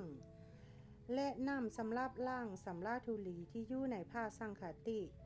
เมื่อนญาติน้ำไม่ติดบุญใบบัวสนั่นเธอได้อาหารโดยการอนุเคราะห์จากทายกอื่นตามการแล้วพึ่งตั้งสติมั่นเนืองนิดรู้จักประมาณในข้องเขี้ยวข้องสันและข้องลิ่มทั้งหลายเหมือนคนเป็นแผลรู้จักประมาณในการพอกทายารักษาแพทย์ฉะนั้นภิกษุเพิ่งเป็นผู้ไม่สยบสั่นอาหารเพื่อยังร่างกายให้เป็นไปได้เหมือนพ ภรรยาสามีกินเนื้อบุตรในทางกันดารเหมือนพ่อข้าเกวียนยอดน้ำมันเพลาเกวียนซะนั่นก็ในความเป็นผู้ทำปัจจญาสันนิสิตาสิ้นนี้ให้บริบูรณ์ขวัญก้าวเรื่องภาคิเนยะรักขิตาสัมมเนนดังนี้ก็สัมมเนนนั่นพิจารณาโดยชอบแล้วจึงบริโภคดังที่เธอได้กล่าวไว้ว่าพระอุปสาก้าวกับข้าพเจ้าผู้กำลังบริโภคข้าวสาลีที่เย็นสนิทว่าสัมมเนนเธอย่าเป็นผู้ไม่สำรวมเผ่าลิ้นเลยข้าพเจ้าฟังคำของพระอุปสาแล้วได้ความสังเวชในการนั่นั่งบนอาสนะเดียวได้บรรลุอรหัตผลข้าพเจ้านั่นมีความดำริเต็มแล้วเมื่อดวงจันทร์วันเพ็ญฉะนั้นเป็นผู้มีอาสวะทางปวงสิ้นแล้วบัดนี้พบไม่มีเพราะเหตุนั้นแม้กุลบุตรอื่นเมื่อปรารถนาความสิ้นทุกข์พึงพิจารณาโดยแยบคายแล้วเสพปัจจัยเถิดสิ้นสี่ประการด้วยอำนาจปฏิโมกขสังวรสิ้นเป็นต้นด้วยประการสนี้ปฐมศีลปัญจกะสิ้น5ประการหมวดที่1บัณฑิตเพิ่งทราบอธิบายในสิ้น5หมวดที่1แห่งส่วนของสิ้น5ประการด้วยอำนาจแห่งอานุปสัมบันนาสิ้นเป็นต้นดังนี้สมจริงดังคำที่พระธรรมเสนาบดีสารีบุตรกล่าวไว้ในคัมภีร์ปฏิสัมภิธามากว่าปริยันตปริสุทธิศีลเป็นอย่างไรคือศีลของอนุปสัมบันผู้มีสิกขาบทเป็นที่สุดนี่ชื่อว่าปริยันตปริสุทธิศีลอปริยันตปริสุทธิศีลเป็นอย่างไรคือศีลของอนุปสัมบันผู้มีสิกขาบทไม่มีที่สุดนี่ชื่อว่าอปริยันตปริสุทธิศีลปริบุญณปริสุทธิศีลเป็นอย่างไรคือศีลของกัญญาณปุถุชนผู้ประกอบในกุศลธรรมทำให้บริบูรณ์ในศีลที่มีเสขาธรรมเป็นที่สุดผู้ไม่เยื่อใยในร่างกายและชีวิตที่สละชีวิตใดแล้วนี่ชื่อว่าปริบุญณปริสุทธิศีลอปรามัทธปริสุทธิศีลเป็นอย่างไรคือศีลของพระเสขะ7จำพวกนี่ชื่อว่าอปรามัทธปริสุทธิศีลปฏิปัสสัทธิปริสุทธิศีลเป็นอย่างไรคือศีลของพระขีณาสพผู้เป็นสาวกของพระตถาคตของพระปัจเจกพุทธเจ้าของพระตถาคตอรหันตสัมมาสัมพุทธเจ้านี่ชื่อว่าปฏิปัสสัทธิปริสุทธิศีลบรรดาศีลเล่านั่นศีลของอนุปสัมบันเพิ่งทราบว่าเป็นปริยันตปริสุทธิศีลปริยันตปริสุทธิสีลังเพราะมีที่สุดด้วยอำนาจการนับศีลของอุปสัมบันมีที่สุดก็มีด้วยอำนาจการนับอย่างนี้ว่าสังวรวินัยที่พระสัมมาสัมพุทธเจ้าทรงประกาศไว้แล้วเล่านี่คือ 9,000 โกฏสิกขาบท80 โกฏสิกขาบท50 แสนสิกขาบทและอื่นๆอีก36สิกขาบทรวมเป็น 17,000 โกฏ5ล้าน36สิกขาบทสิกขาบททั้งหลายในวินัยสังวรทรงแสดงไว้ด้วยมุขะคือเปญานท่านเรียกว่าอปริยันตปริสุทธิศีลอปริยันตปริสุทธิสีลังนามะเพราะหมายถึงภาวะคือการสมทานด้วยอำนาจการสมทานที่ไม่มีส่วนเหลือและความที่สิ้นมีการไม่เห็นด้วยอำนาจลาภยศญาติอวัยวะและชีวิตเป็นที่สุดเหมือนสิ้นของพ ระมหาติสาเถระสั้นมะม่วงซึ่งพำนักอยู่ในจิระคูมาพระวิหารฉะนั้นจึงจริงย่างนั่นท่านรูปนั่นไม่ละทิ้งสัพปุริสานุสติการระลึกถึงสัพบุรุษนี้ว่านรสนพึ่งสละทรัพย์เพราะเหตุแห่งอวัยวะที่สำคัญเมื่อจะรักษาชีวิตก็พึ่งสละอวัยวะเมื่อระลึกถึงธรรมพึ่งสละได้หังอวัยวะทรัพย์และแม่ชีวิตทั้งหมดไม่ยอมล่วงละเมิดสิกขาบทแม้ในคณะจะสิ้นชีวิตอาศัยอปริยันตะปริสุทธิสิ้นนั่นเท่านั้นอยู่บนหลังของอุบาสกนั่นแลได้บรรลุอรหัตผลแล้วเหมือนที่ท่านกล่าวไว้ว่าพระเทระให้โอวาทแก่ตนเองว่าอุบาสกนี่ไม่ใช่บิดาทั้งไม่ใช่มารดาไม่ใช่ญาติทั้งไม่ใช่พวกพ้องของท่านเขาทำกิจเช่นนี้ให้แก่ท่านเพราะเหตุแห่งท่านเป็นผู้มีศีลทำความสังเวชให้เกิดขึ้นพิจารณาโดยแยบคายอยู่บนหลังของอุบาสกนั่นได้บรรลุอรหัตผลแล้วสิ้นของกัญญาณปุถุชนปราศจากมลทินแม้เพียงเกิดเสี้ยวใจขึ้นเพราะเป็นสิ้นบริสุทธิ์อย่างยิ่งตั้งแต่อุปสมบทมาเหมือนแก้วมณีโดยกำเนิดที่เขาเจรไนดีแล้วและเหมือนทองคำที่เข้าล้อมดีแล้วฉะนั้นย่อมเป็นท่านแห่งอรหัตผลที่ได้ทีเดียวเพราะเหตุนั้นท่านจึงเรียกว่าปริบุญณปริสุทธิศีลเหมือนศีลของพระมหาสังฆราคิตเถระและพระภาคีนายะสังฆราคิตเถระสนั่นขันขน้อยอ่านซื้อเป็นผิดก็ต้องกราบขออภัยนะ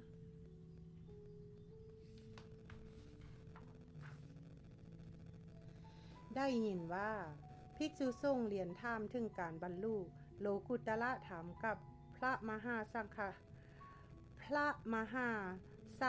ราคิตเถระผู้มีพรรษา60ล่วงแล้วผู้จำวัดอยู่บนเตียงที่จะมรณภาพพระเถระกล่าวว่าโลกุตระธรรมของเราไม่มีต่อมา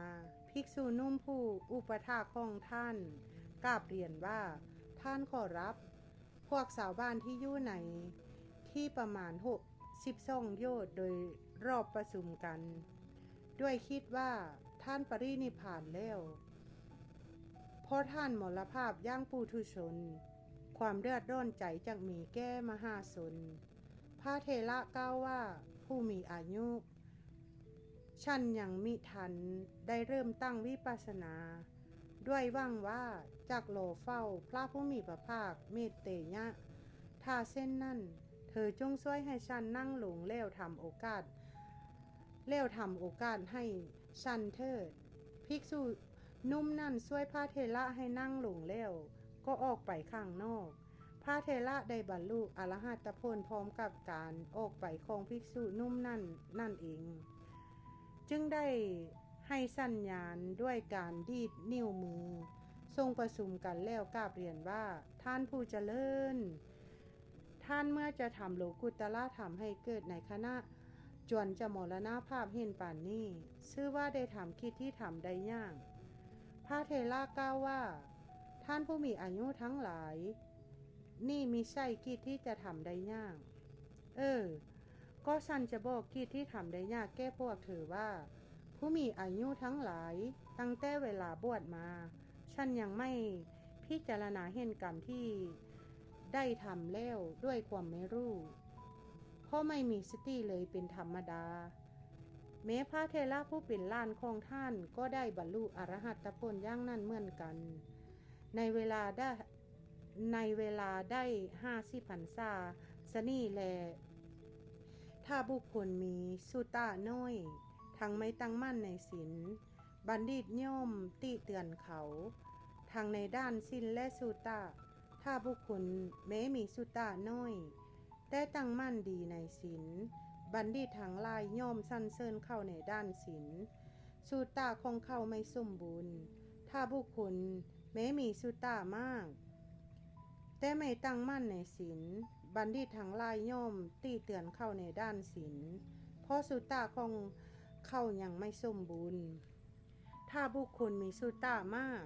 ทั้งตั้งมั่นดีในศีลบัณฑิตทั้งหลายย่อมสรรเสริญเขาทั้งในด้านศีลและสุตตะใครเล่าจะสามารถตีเตือนเขาผู้มีสุตตะมาก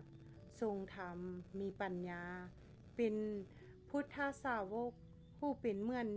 แท่งทองสมผูนุษย์แม้เทวดาและมนุษย์ก็สรรเสริญเขาถึงผมก็สรรเสริญเขา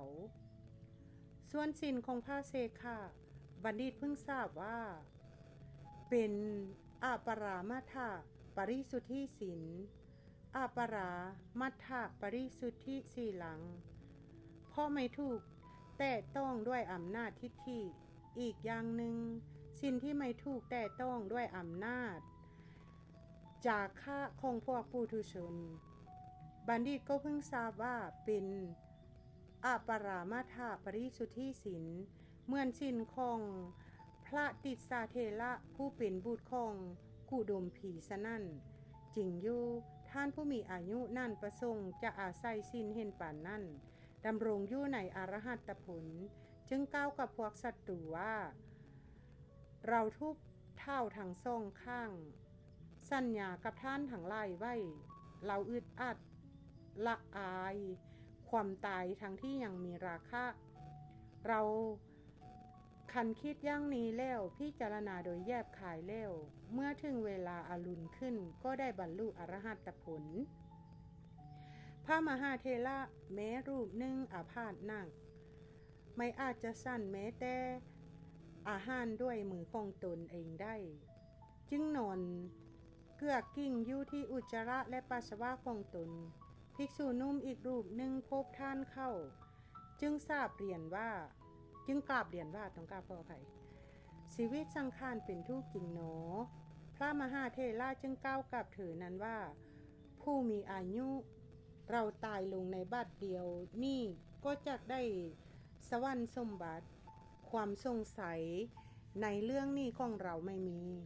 ก็ชื่อว่าสมบัติที่เราทำลายสิ้นนี้แล้วจึงได้ก็จะเป็นเส้นเดียวกับความเป็นคฤหัสถ์ที่ภิกษุบอกขืนสิกขาแล้วจึงได้มาสนั่นคิดว่า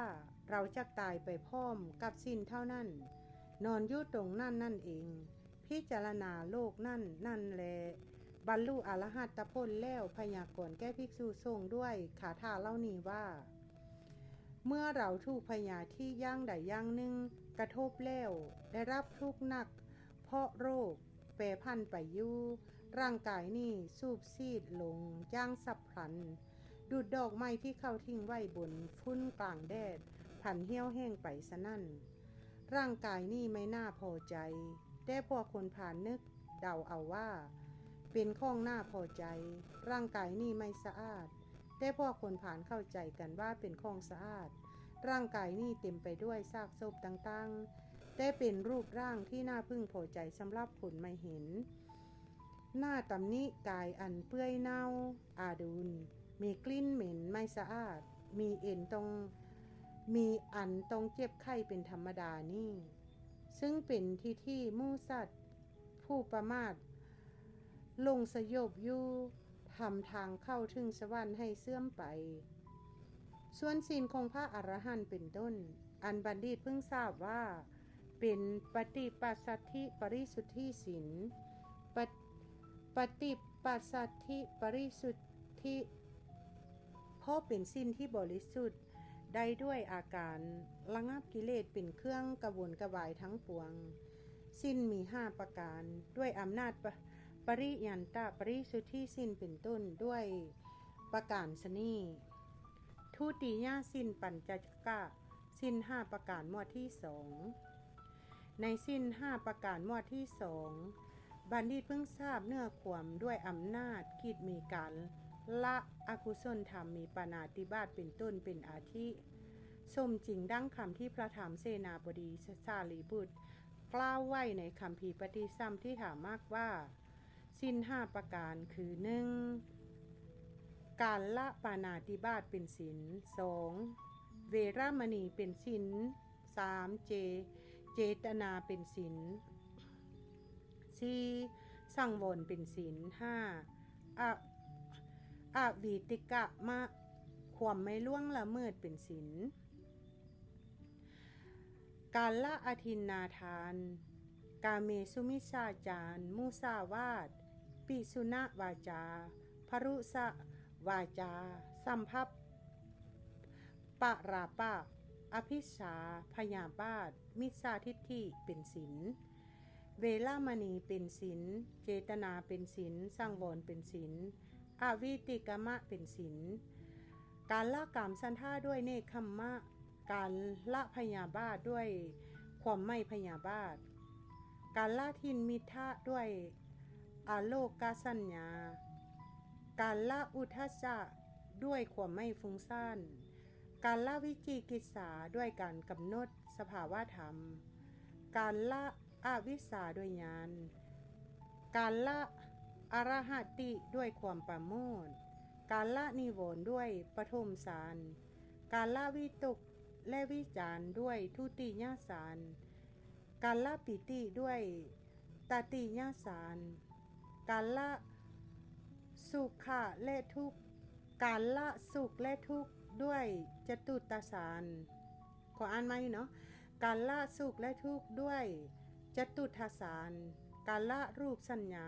ปฏิฆาสัญญา และนานาตสัญญา ด้วยอากาสานัญจายตนะสมาบัติ การละอากาสานัญจายตนะสัญญาด้วยวิญญาณัญจายตนะสมาบัติ การละวิญญาณัญจายตนะสัญญาด้วยอากินจัญญายตนะสมาบัติ การละอากินจัญญายตนะสัญญาด้วยเนวสัญญานาสัญญายตนะสมาบัติ การละนิจจสัญญาด้วยอนิจจานุปัสสนา การละสุขสัญญาด้วยทุกขานุปัสสนา การละอัตตสัญญาด้วยอนัตตานุปัสสนา การละนันทิด้วยนิพพิทานุปัสสนา การละราคะด้วยวิราคานุปัสสนา การละสมุทัยด้วยนิโรธานุปัสสนา การละอาถานะการยึดถือด้วยปฏินิสสขานุปัสสนา การละคณะสัญญาด้วยขยานุปัสสนา การละการประมวลมาอายุหนะนะตรงกราบขออภัยด้วยวญานุปัสสนา การละทุวสัญญาความเข้าใจว่ายั่งยืนด้วยวิปริณามานุปัสสนา การละนิมิตด้วยอนิมิตานุปัสสนา การละปณิทิคือกิเลสเป็นที่ตั้งด้วยอัปปนิหิตานุปัสสนา การละอภินิเวสะหรือว่าอภินิเวศเนาะความมั่นใจนะด้วยสุญญตานุปัสสนา การละสาราธานาพินิเวศความมั่นใจว่าถือเอาสาระด้วยอธิปัญญาธรรมมวิปัสสนา การละสัมโมหะพินิเวศด้วยญาธาภูตญาณทัศนะ การละอารยาพินิเวศด้วยอาทีนวานุปัสสนา การละอัปปติสังขาการไม่พิจารณาด้วยปฏิสังขานุปัสสนา การละสัญโยคาพินิเวศด้วยวิวัตตนานุปัสสนา การละกิเลสที่ตั้งอยู่ในที่เดียวกันกับพิธีโดยโซดาปฏิมัก การละกิเลสย่างยากโดยสกทาคามีมรรคการละกิเลสย่างละเอียดด้วยอนาคามีมรรคการละกิเลสทั้งหมดด้วยอรหัตตมรรคแต่ละย่างเป็นศีลเวลามณีเป็นศีลเจตนาเป็นศีลสังวรเป็นศีลอวิติกมรรคเป็นศีลศีลเห็นป่านนี้ย่อมเป็นไปเพื่อความไม่เดือดร้อนใจเพื่อความปราโมทย์เพื่อปิติเพื่อปัสสัทธิเพื่อโสมนัสเพื่อการปฏิบัติโดยเอื้อเฟื้อเพื่อความเจริญเพื่อทำให้มากเพื่อเป็นเครื่องประดับเพื่อเป็นเครื่องป้องกันเพื่อเป็นเครื่องแวดล้อมเพื่อความบริบูรณ์ย่อมเป็นไปเพื่อความเบื่อหน่ายโดยส่วนเดียวเพื่อคลายความกำหนัดเพื่อดับเพื่อระงับเพื่อรู้ยิ่งเพื่อตรัสรู้และเพื่อนิพพานก็บรรดาธรรมเล่านี่ธรรมดาธรรมไรๆที่ชื่อว่าปหานะปหานังย่อมไม่มีเว้นเสียแต่เพียงความไม่เกิดขึ้นแห่งอกุศลธรรมมีปณาติบาตเป็นต้นซึ่งมีประการดังกล่าวแล้วก็เพราะการละนั้นจัดว่าเป็นที่รองรับได้เพราะมีความหมายว่าเป็นที่ตั้งมั่นแห่งกุศลธรรมนั้นและจัดว่าเป็นการสำรวมไว้ด้วยดีเพราะทำกุศลธรรมนั้นไม่ให้กระจัดกระจายไปซะนั่นท่านจึงเรียกว่าศีลเพราะมีความหมายว่ารวมเข้ากล่าวคือเป็นที่โอบอุ้มไว้และรวมไว้ด้วยดีทำทั้งสี่ประการนอกนี้ท่านกล่าวไม่เอาสภาพความเป็นไปแห่งใจด้วยอำนาจการงดเว้นจากโทษนั้นด้วยอำนาจความสำรวมต่อโทษนั้นด้วยอำนาจเจตนาที่สัมปยุทธ์ด้วยเวรมณีและสังวรทั้งทรงประการนั้นและด้วยอำนาจความไม่ล่วงละเมิดของบุคคลผู้ไม่ล่วงละเมิดโทษนั้นส่วนสภาวะที่ทำสี่ประการนั่นเป็นศีลข้าพเจ้าได้ประกาศไว้แล้วในเบื้องต้นนั่นเองศีลมี5ประการด้วยอำนาจปหานะศีลเป็นต้นดังพรรณนามาด้วยประการชนีก็ด้วยคำเพียงเท่านั้นการตอบปัญหาเล่านี้ว่าอะไรเป็นศีลที่ชื่อว่าศีลเพราะมีความหมายว่าอย่างไรศีลนั่นมีลักษณะรสเครื่องปรากฏและประทานทานอย่างไรศีลมีอะไรเป็นอานิสงส์และศีลนี้มีกี่ประการจึงเป็นอันจบความเศร้าหมองและความพ่องแผ้วก็แห่งศีลก็ในคำที่ข้าพเจ้ากล่าวไว้ว่าศีลนั่นมีอะไรเป็นความเศร้าหมองมีอะไรเป็นความพ่องแผ้วดังนี้ข้าพเจ้าจะกล่าวต่อไปว่าข้าพเจ้าจะกล่าวต่อไปความคาดเป็นต้นเป็นความเศร้าหมองของแห่งศีลความไม่คาดเป็นต้นเป็นความพ่องแผ้วแห่งศีลความที่สิ้นคาดเป็นต้นนั่นท่านทรงเคราะห์ด้วยความคาดอันมีลาภและยศเป็นต้นเป็นเหตุและด้วยเมถุนสังโยชน์7ประการเมถุนต้องกราบขออภัยและด้วยเมถุนสังโยชน์7ประการจริงอย่างนั่นบรรดาอาบัติ7กองสิกขาบทในเบื้องต้นหรือเบื้องปลายของภิกษุใดเป็นอันทำลายไปขาดไปศีลของภิกษุนั่นชื่อว่าเป็นศีลขาดคันดังนามะเหมือนผ้าขาดที่สายสนั่นส่วนสิกขาบทของภิกษุใดทำลายไปที่ท่ามกลางศีลของภิกษุนั่นชื่อว่าเป็นศีลทะลุศีลดังนามะเหมือนผ้าเป็นซ่องทะลุที่ตรงกลางสนั่นสิกขาบทของภิกษุใดทำลายไป2-3สิกขาบทตามลำดับศีลของภิกษุนั่นชื่อว่าเป็นศีลดังสภาหลังนามะเหมือนเมฆโขมี4ตัวกระดำกระด้างมีสีดำและแดงเป็นต้นอย่างใดอย่างหนึ่งด้วยสีที่ไม่เหมือนกันซึ่งพุดขึ้นที่หลังบ้างที่ท้องบ้างสนั่นสิกขาบทของภิกษุใดทำลายไปในระหว่างศีลของภิกษุนั่นชื่อว่าศีลพลอยกัมมาสังนามะ เหมือนแม่โขที่ลายพร้อยไปด้วยสีที่ไม่เหมือนกันเป็นจุดๆเป็นระยะฉะนั้นความคาดเป็นต้นของสิ้นย่อมมีได้ด้วยความคาดซึ่งมีลาภเป็นต้นเป็นเหตุด้วยประการชนีก่อนความคาดเป็นต้นแห่งสิ้นด้วยอำนาจมีทุนสังโยชน์7ประการย่อมมีได้อย่างนี้สมจริงดังพระดำรัสที่พระผู้มีพระภาคตรัสไว้ว่าในเมถุนสังโยชน์สูตรนั้นว่าพราหมณ์สมณะบางรูปก็ดีพราหมณ์บางรูปก็ดีในโลกนี้ปฏิญญาตนว่าเป็นพราหมณ์จารีโดยชอบย่อมไม่ถึงการสำรวมกิริยาที่ขนซ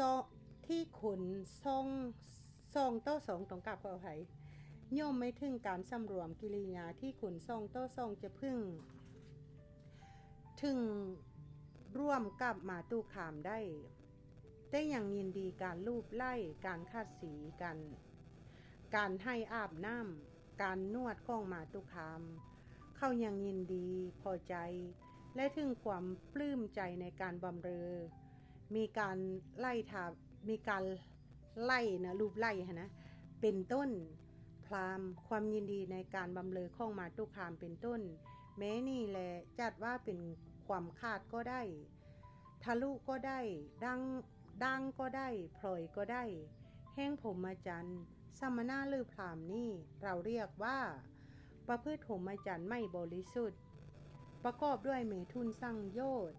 ย่อมไม่พ้นจากชาติชรามรณะละถึงเรากล่าวว่าย่อมไม่หลุดพ้นจากทุกข์พราหมณ์ข้ออื่นยังมีอยู่อีกสมณะบางรูปก็ดีพราหมณ์บางคนก็ดีในโลกนี้ปฏิญญาตนว่าเป็นพราหมณจารีอย่างถูกต้องย่อมไม่ถึงการรวมกิริยาที่ขนส่องต่อสองจะพึ่งร่วมกับมาตุคามเลยทั้งได้ยินดีกันทั้งไม่ยินดีการลูบไล่ละถึงแห้งมาตุคามได้อย่างสับยอกเล่นหัวเราะด้ากับมาตุคามเขายังยินดีการชิกชี่กับมาตุคามนั่นละถึงเรากล่าวว่าเขายังไม่หลุดพ้นจากทุกข์พราหมณ์ข้ออื่นยังมีอยู่อีกสมณะบางรูปก็ดีในโลกนี้ละถึงย่อมไม่ถึงกันร่วมกิริยาที่ขนส่งต่อสองจะพึ่งร่วมกิริยากับมาตุคามเลยทั้งไม่ยินดีการลูบไล่ละถึงของมาตุคามได้อย่างสับพยอกนะเล่นหัวเราะกับมาตุคามได้อย่างเพ่งจ้องมาตุคาม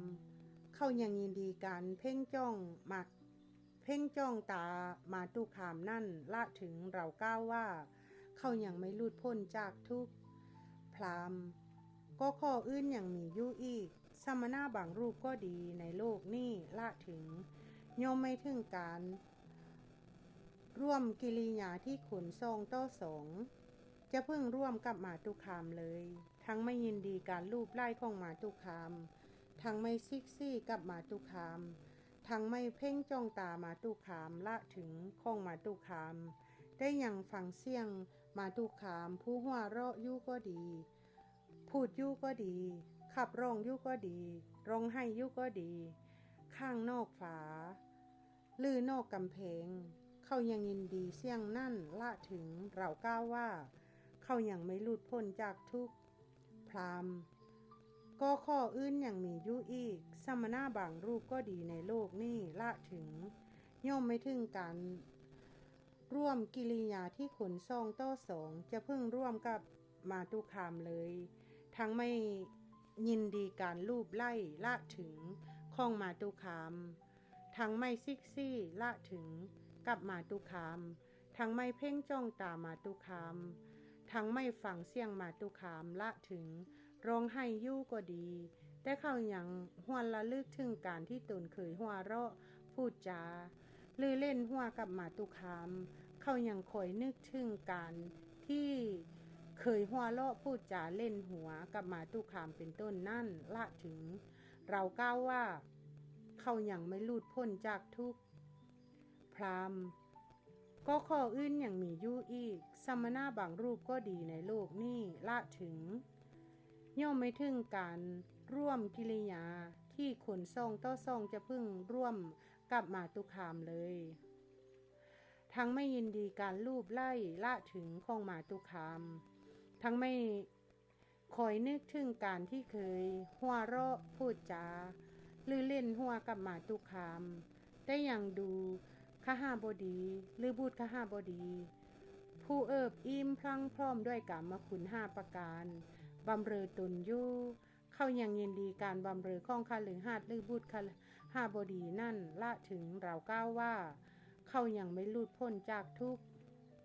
พราหมณ์ก็ข้ออื่นยังมีอยู่อีกสมณะบางรูปก็ดีในโลกนี้ละถึงย่อมไม่ถึงการ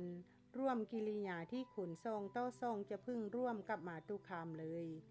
ทั้งไม่ดูขหบดีหรือบุตรขหบดีละถึงผู้เอิบอิ่มพังพร้อมด้วยกรรมคุณ5ประการบำเรอตนอยู่ได้เข้าประพฤติพรหมจรรย์ปรารถนาเทพเจ้าหมู่ใดหมู่หนึ่งว่าด้วยศีลวัตตบะหรือพรหมจรรย์นี้เราจะเป็นเทพหรือเทพองค์ใดองค์หนึ่งหรือมิฉะนั้นก็ด้วยพรหมจรรย์นี้เข้าชอบใจติดใจและถึงความปลื้มใจกับการทำเส้นนั่นแม้นี่ก็ชื่อว่าเป็นความคาดความทะลุความดังและความพล่อยแห่งพรหมจรรย์ความเป็นสิ้นคาดเป็นต้นบัณฑิตเพิ่งทราบว่าท่านทรงเคราะห์ด้วยความคาดแห่งสิ้นมีลาภเป็นต้นเป็นเหตุและด้วยเมถุนสังโยชน์7ประการด้วยประการชนีส่วนความไม่คาดเป็นต้นแห่งศีลท่านทรงเคราะห์ด้วยความไม่แตกสลายแห่งสิกขาบทโดยประการทั้งปวงด้วยการทำคืนสิกขาบทที่แตกสลายแล้วแต่ยังทำคืนได้ด้วยความไม่มีเมถุนสังโยชน์7ประการด้วยความไม่เกิดขึ้นอีกอย่างหนึ่งแห่งศีลสภาวะธรรมที่เหลว3เส้นความโกรธความผูกโกรธความลบลู่ความตีตัวเสมอความลิษยาความตนีเจ้าเล่ห์ความโอ้อวดความหัวดื้อความแข่งดีความทื่อตัวความดูหมิ่นความมัวเมาความประมาทเป็นต้นและด้วยความเกิดขึ้นแห่งคุณมีความมากน้อยสันโดษและขาดเก่าเป็นต้นจริงอยู่สิ้นเล่าใดไม่แตกสลายไปเพื่อต้องการอามิตรมีลาภเป็นต้นก็ดีหรือแม้ที่แตกสลายไปแล้วโดยโทษคือความประมาทได้ทำคืนแล้วก็ดีที่ไม่ถูกเมถุนสังโยชน์หรือทำที่เหลวสามมีความโกรธและความผูกโกรธเป็นต้นกระทบก็ดีสิ้นเล่านั่นท่านเรียกว่าไม่คาดอาคันดานิไม่ทะลุอาชิฐานิไม่ดังอาซาภารานิไม่พล่อยอะกัมมาสานิโดยประการทั้งปวงสิ้นเล่านั่นเถียวชื่อว่าเป็นไทยผู้ชิชานิเพราะทำให้เป็นไทยชื่อว่าวินยูสนสั้นเสริญวินยุปัสสทานิเพราะเป็นสิ้นที่วินยูสนสั้นเสริญแล้วชื่อว่าเป็นสิ้นที่ตัณหาและทิฏฐิรูปคำชื่อว่าเป็นสิ้นที่ตัณหาและทิฏฐิรูปคำไม่ได้อปารามธานิเพราะเป็นสิ้นที่ไม่ถูกตัณหาและทิฏฐิเป็นต้นแตะต้องและชื่อว่าเป็นไปเพื่อได้สมาธิสังวัตตนิกานิเพราะอำนวยให้ได้อุปจารสมาธิหรืออัปปนาสมาธิเพราะเหตุนั้นความไม่คาดเป็นต้นนี้บัณฑิตเพิ่งทราบว่าเป็นความพ่องแผ้วแห่งสิ้นเล่านั่นก็ความพ่องแผ้วนี่นั่นย่อมสำเร็จด้วยอาการทรงประการคือ1ด้วยการเห็นโทษแห่งสิ้นวิบัติ2ด้วยการเห็นอานิสงส์แห่งสิ้นวิบัติในการ ในอาการทรงประการนั่นพึงเห็นโทษแห่งสิ้นวิบัติตามไหนแห่งพระสูตรอย่างนี้ว่าภิกษุทั้งหลายสิ้นวิบัติของบุคคลผู้ทุศีลมีโทษ5ประการเป็นต้นอีกอย่างหนึ่งบุคคลผู้ทุศีลเพราะความทุศีลเป็นเหตุย่อมไม่เป็นที่ชอบใจของเทวดาและมนุษย์เป็นผู้ไม่ควรพร่ำสอนของเพื่อนภูมิจารีเป็นทุกข์ในเพราะการตีเตือนความทุศีลมีความเดือดร้อนใจเพราะการสรรเสริญของผู้ทุศีลก็แลเพราะความเป็นผู้ทุศีลนั่นเขาจึงเป็นผู้มีผิวพรรณซามเหมือนท่าป้านสนั่นอันหนึ่งชื่อว่าเป็นผู้สัมผัสเป็นทุกข์เพราะนำทุกข์ในอบายมาให้ตลอดกาลนานแก้เล่าสุนผู้ถือเอาเยียงย่างของเขาชื่อว่าเป็นผู้มีค่าน้อยเพราะทำให้ไม่มีพ้นมากแก้เล่าถายกที่ตนรับไทยธรรมมาเป็นผู้สำระได้ยากเหมือนรุ่มคูดที่มักมุ่มมาหลายปีเป็นผู้ที่ตนรับไทยธรรมมาเป็นผู้เหินห่างจากส่วนทั้งสองเหมือนดุ้นฝืนเผาศพเนาะ ต้องกล่าวขออภัยเหมือนดุ้นฝืนเผาศพฉะนั้นแม้ปฏิญญาว่าเป็นภิกษุก็ไม่เป็นภิกษุได้เลย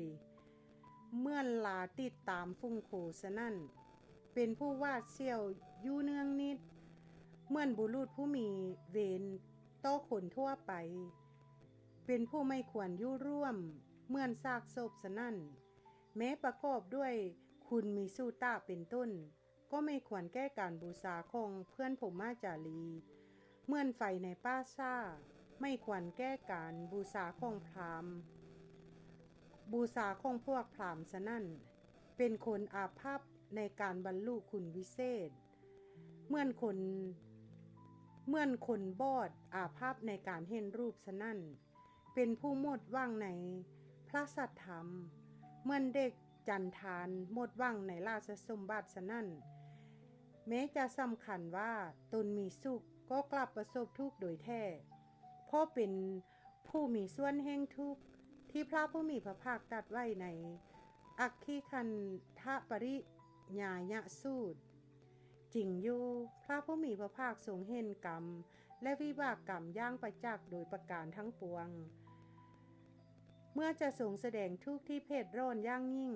ซึ่งมีความยินดีในสุขตามที่กล่าวมาแล้วนั่นเป็นปัจจัยที่แม้ด้วยเหตุเพียงแต่หวนระลึกไปถึงก็สามารถจะให้เกิดความร้อนไหม้แห้งหะไถแล้วบันดาลให้เกิดกระอักเลือดอุ่นๆเป็นไปแก้ขนผู้ทุศีลผู้มีจิตกำนัดด้วยความยินดีในสุขอันเกิดแต่การบริโภคกามคุณ5ประการการไหว้และการนับถือเป็นต้นจึงตรัสว่าภิกษุทั้งหลายเธอทั้งหลายเห็นกองไฟใหญ่นุ่นที่กำลังลุกโชนที่ช่วงอยู่หรือไม่ภิกษุทั้งหลายกราบทูลว่าเห็นพระพุทธเจ้าค่ะพระผู้มีพระภาคตรัสว่าภิกษุทั้งหลายเธอทั้งหลายเข้าใจเรื่องนั้นว่าอย่างไรระหว่างการเข้าไปนั่งกอดหรือนอนกอดกองไฟใหญ่นุ่นที่กำลังลุกโชนโชติช่วงอยู่กับการเข้าไปนั่งกอดหรือนอนกอดที่ดากษัตริย์ลูกสาวพราหมณ์หรือลูกสาวคหบดีผู้มีมือและเท้าอ่อนนุ่มย่างในประเสริฐกว่ากันภิกษุทั้งหลายกราบทูลว่าข้าแต่พระองค์ผู้เจริญการที่บุคคลพึ่งเข้าไปนั่งกอดหรือนอนกอดที่ดากษัตริย์ละถึงนี่ประเสริฐกว่าส่วนการที่บุคคลพึ่งเข้าไปนั่งกอดหรือนอนกอดกองไฟใหญ่โน่นละถึงเป็นทุกข์พระเจ้าค่ะพระผู้มีพระภาคตรัสว่าภิกษุทั้งหลายเราขอบอกเธอทั้งหลายเราขอเตือนเธอทั้งหลายการที่บุคคลเข้าไปนั่งกอดหรือเข้าไปนอนกอดกองไฟใหญ่โน่นละถึงนี่แหละประเสริฐกว่า สำหรับภิกษุผู้ทุศีลมีธรรมเลวทรามไม่สะอาดมีความประพฤติที่น่ารังเกียจมีการงานปกปิดไม่ใช่สมณะแต่ปฏิญญาว่าเป็นสมณะไม่ใช่พรหมจารีแต่ปฏิญญาว่าเป็นพรหมจารีเน่าภายในชุ่มด้วยราคะเป็นเมื่อนยากเยื่อข้อนั้นเพราะเหตุไรเพราะภิกษุนั่นจะพึ่งเข้าถึงความตายหรือทุกข์ปางตายอันมีการเข้าไปนั่งกอดหรือนอนกอดกองไฟใหญ่นุ่นเป็นเหตุหลังจากตายแล้วเธอจะพึ่งเข้าถึงอบายทุกขติวินิบาตนรกเพราะข้อนั่นเป็นปัจจัยห้ามมิได้เลยพระผู้มีพระภาคกันทรงแสดงทุกข์ที่มีการบริโภคกรรมคุณ5ประการอันเนื่องด้วยสติเป็นปัจจัยด้วยอุปมากองไฟใหญ่ย่างนี้แล้วจึงทรงแสดงทุกข์อื่นอันมีการอภิวาทกันทำอัญชลีการบริโภคจีวรบิณฑบาตเตียงตั้งและวิหารเป็นปัจจัยด้วยอุปมาด้วยเสื้อคนสัตว์หอกอันคมแผ่นเหล็กก้อนเล็กเตียงเล็กตั้งเล็กและหม้อเล็กเล่านี่โดยอุบายนั่นเหมือนกันว่า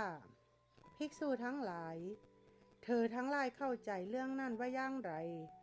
ระหว่างการที่บุรุษผู้มีกำลังใส่เสื้อนั่งที่เหนี่ยวพันแข้งหังซองข้างแล้วดึงทู่ไปมาเสียกนั่งนั่นพึ่งบาดผิวขันบาดผิวแล้วพึ่งบาดหนังขันบาดนั่งแล้วพึ่งบาดเนื้อขันบาดเนื้อแล้วพึ่งตัดเส้นเอ็นขันตัดเส้นเอ็นแล้วพึ่งตัดกระดูกขันตัดกระดูกแล้วพึ่งจะโลดเยื่อในกระดูกอยู่หรือการที่ภิกษุผู้ทุศีลพึ่งยินดีการอภิวาทของกษัตริย์มหาศาลพราหมณ์มหาศาลหรือกหบดีมหาศาลย่างในหนอประเสริฐกว่ากันภิกษุทั้งหลายเธอทั้งหลายจะเข้าใจเรื่องนั้นว่าอย่างไรระหว่างการที่บุรุษผู้มีกำลังจะพึ่งเอาหอกอันคมสโลมด้วยน้ำมันแทงเข้าที่กลางอกตรงกลางก็เอาไว้แทงเข้าที่กลางอกกับการที่ภิกษุผู้ทุศีลพึ่งยินดีการทำอัญชลีของกษัตริย์มหาศาลพราหมณ์มหาศาลหรือกหบดีมหาศาลย่างไหนประเสริฐกว่ากันภิกษุทั้งหลายเธอทั้งหลายจะเข้าใจเรื่องนั้นว่าย่างไรระหว่างการที่บุรุษผู้มีกำลังจะพึ่งเอาแผ่นเหล็กร่อนที่เผาไฟลูกส้นโชติช่วงนาบไก่กับการใส่สร้อยจีวรที่เข้าถวายด้วยศรัทธาของกษัตริย์มหาศาลพราหมณ์มหาศาลหรือกหบดีมหาศาลย่างในจะประเสริฐกว่ากันภิกษุทั้งหลายเธอทั้งหลายจะเข้าใจเรื่องนั้นว่าอย่างไรระหว่างการที่บุรุษผู้มีกำลังจะพึ่งเอาขีมเหล็กอันร่อนเผาไฟลูกโชนที่ช่วงงัดปากแล้วใส่ก้อนโลหะอันร่อนที่เผาไฟลูกโซนที่ช่วงเข้าไปในปากก้อนโลหะอันร่อนนั่นไม่ลิ้นฝีปากบ้างลิ้นบ้างลำคอบ้างท้องบ้างพาเอาไส้ใหญ่บ้างไส้น้อยบ้างออกไปจากส่วนเบื้องต่ำกับการที่ภิกษุผู้ทุศีลพึ่งบริโภคบิณฑบาตที่เข้าถวายด้วยศรัทธาของกษัตริย์มหาศาลพราหมณ์มหาศาลคหบดีมหาศาลย่างในจะประเสริฐกว่ากันภิกษุทั้งหลายเธอทั้งหลายจะเข้าใจเรื่องนั้นว่าอย่างไรระหว่างการที่บุรุษผู้มีกำลังพึงจับศีรษะหรือที่คอแล้วให้นั่งทับหรือนอนทับเตียงเหล็กหรือตั้งเหล็กอันร่อนที่เผาไฟลูกโซ่นที่ช่วงกับการที่ภิกษุผู้ทุศีลพึงบริโภคเตียงและตั้งที่เข้าถวายด้วยศรัทธามหาศาลพราหมณ์มหาศาลหรือกหบดีมหาศาลย่างในจะประเสริฐกว่ากันภิกษุทั้งหลายเ เธอทั้งหลายจะเข้าใจเรื่องนั้นว่าอย่างไรระหว่างการที่บุรุษผู้มีกำลังจะพึ่งจับเท้าขึ้นศีรษะลงแล้วโยนเข้าไปในหม้อโลหะร้อนที่เผาไฟลูกโซนที่ช่วงเข้าถูกต้มเดือดพล่านพุดขึ้นเป็นฟองบางครั้งก็ปล่อยขึ้นบ้างบางครั้งก็จมลงไปบ้างบางครั้งก็ลอยคว่ำไปบ้างในหม้อโลหะนั่นกับการที่ภิกษุผู้ทุศีลพึ่งใส่ซอยวิหารที่เข้าถวายโดยศรัทธาของกษัตริย์มหาศาลพรามณะมหาศาลหรือกหบดีมหาศาลย่างในจะประเสริฐกว่ากันดังนี้เพราะเหตุนั้นบัณฑิตเพิ่งทราบการเห็นโทษในสิ้นวิบัติด้วยการพิจารณาโดยไหนเป็นต้นอย่างนี้ว่าคนผู้มีสิ้นทำลายแล้วยังไม่ละกามมาสุขซึ่งมีผลเป็นทุกข์อันเผ็ดร้อนยิ่งกว่าทุกข์ที่เกิดแต่การกอดกองไฟจะมีสุขได้ที่ไหนคนผู้มีสิ้นวิบัติมีส่วนจะต้องรับทุกข์ยิ่งกว่าทุกข์ที่เกิดแต่การครูดสีด้วยเสื้อคนห่างสัตว์อันเหนียวจะมีสุขอะไรในความยินดีการกราบไหว้คนผู้ไม่มีศีลจะมีสุขอะไรในความยินดีการทำอันสลีของคนผู้มีศรัทธาซึ่งเป็นเหตุแห่งทุกข์อันประมาณยิ่งกว่าทุกข์ที่เกิดได้กันประหารด้วยหอกคนผู้ไม่สำรวมผู้ซึ่งจะต้องเสวยสัมผัสแห่งแผ่นเหล็กร้อนในนรกสิ้นกาลนานจะมีสุขในการบริโภคจีวรอะไรแม้บิณฑบาตที่มีรสอร่อยก็เปรียบด้วยพิษอันแรงกล้าสำหรับคนผู้ไม่มีศีลผู้ซึ่งจะต้องกลืนกินก้อนเหล็กร้อนสิ้นราตรีนานคนผู้ไม่มีศีลผู้ซึ่งจะถูกเตียงและตั้งเหล็กร้อนเบียดเบียนตลอดกาลนานมีการบริโภคเตียงและตั้งแม้ที่สมมติกันว่าเป็นสุขก็กลับเป็นทุกข์คนทุศีลผู้จะต้องอยู่อาศัยในท่ามกลางหม้อเหล็กร้อนจะมีความยินดีในการอยู่อาศัยในวิหารที่เข้าให้ด้วยศรัทธาอะไรภาพบรมครูของโลกเมื่อทรงตำหนิบุคคลใดตรัสว่าเป็นผู้มีสมาจารที่จะพึงละลึกถึงความรังเกียจว่าเป็นผู้โรครุงรังดูดยางเหงื่อว่าเป็นผู้เปียกซุ่มว่าเป็นผู้เร็วซามและว่าเป็นผู้เน่าภายในหน้าตำหนิชีวิตของบุคคลนั่นผู้ไม่สำรวมผู้ทรงเพศสัมมณะแต่ไม่ใช่สัมมณะ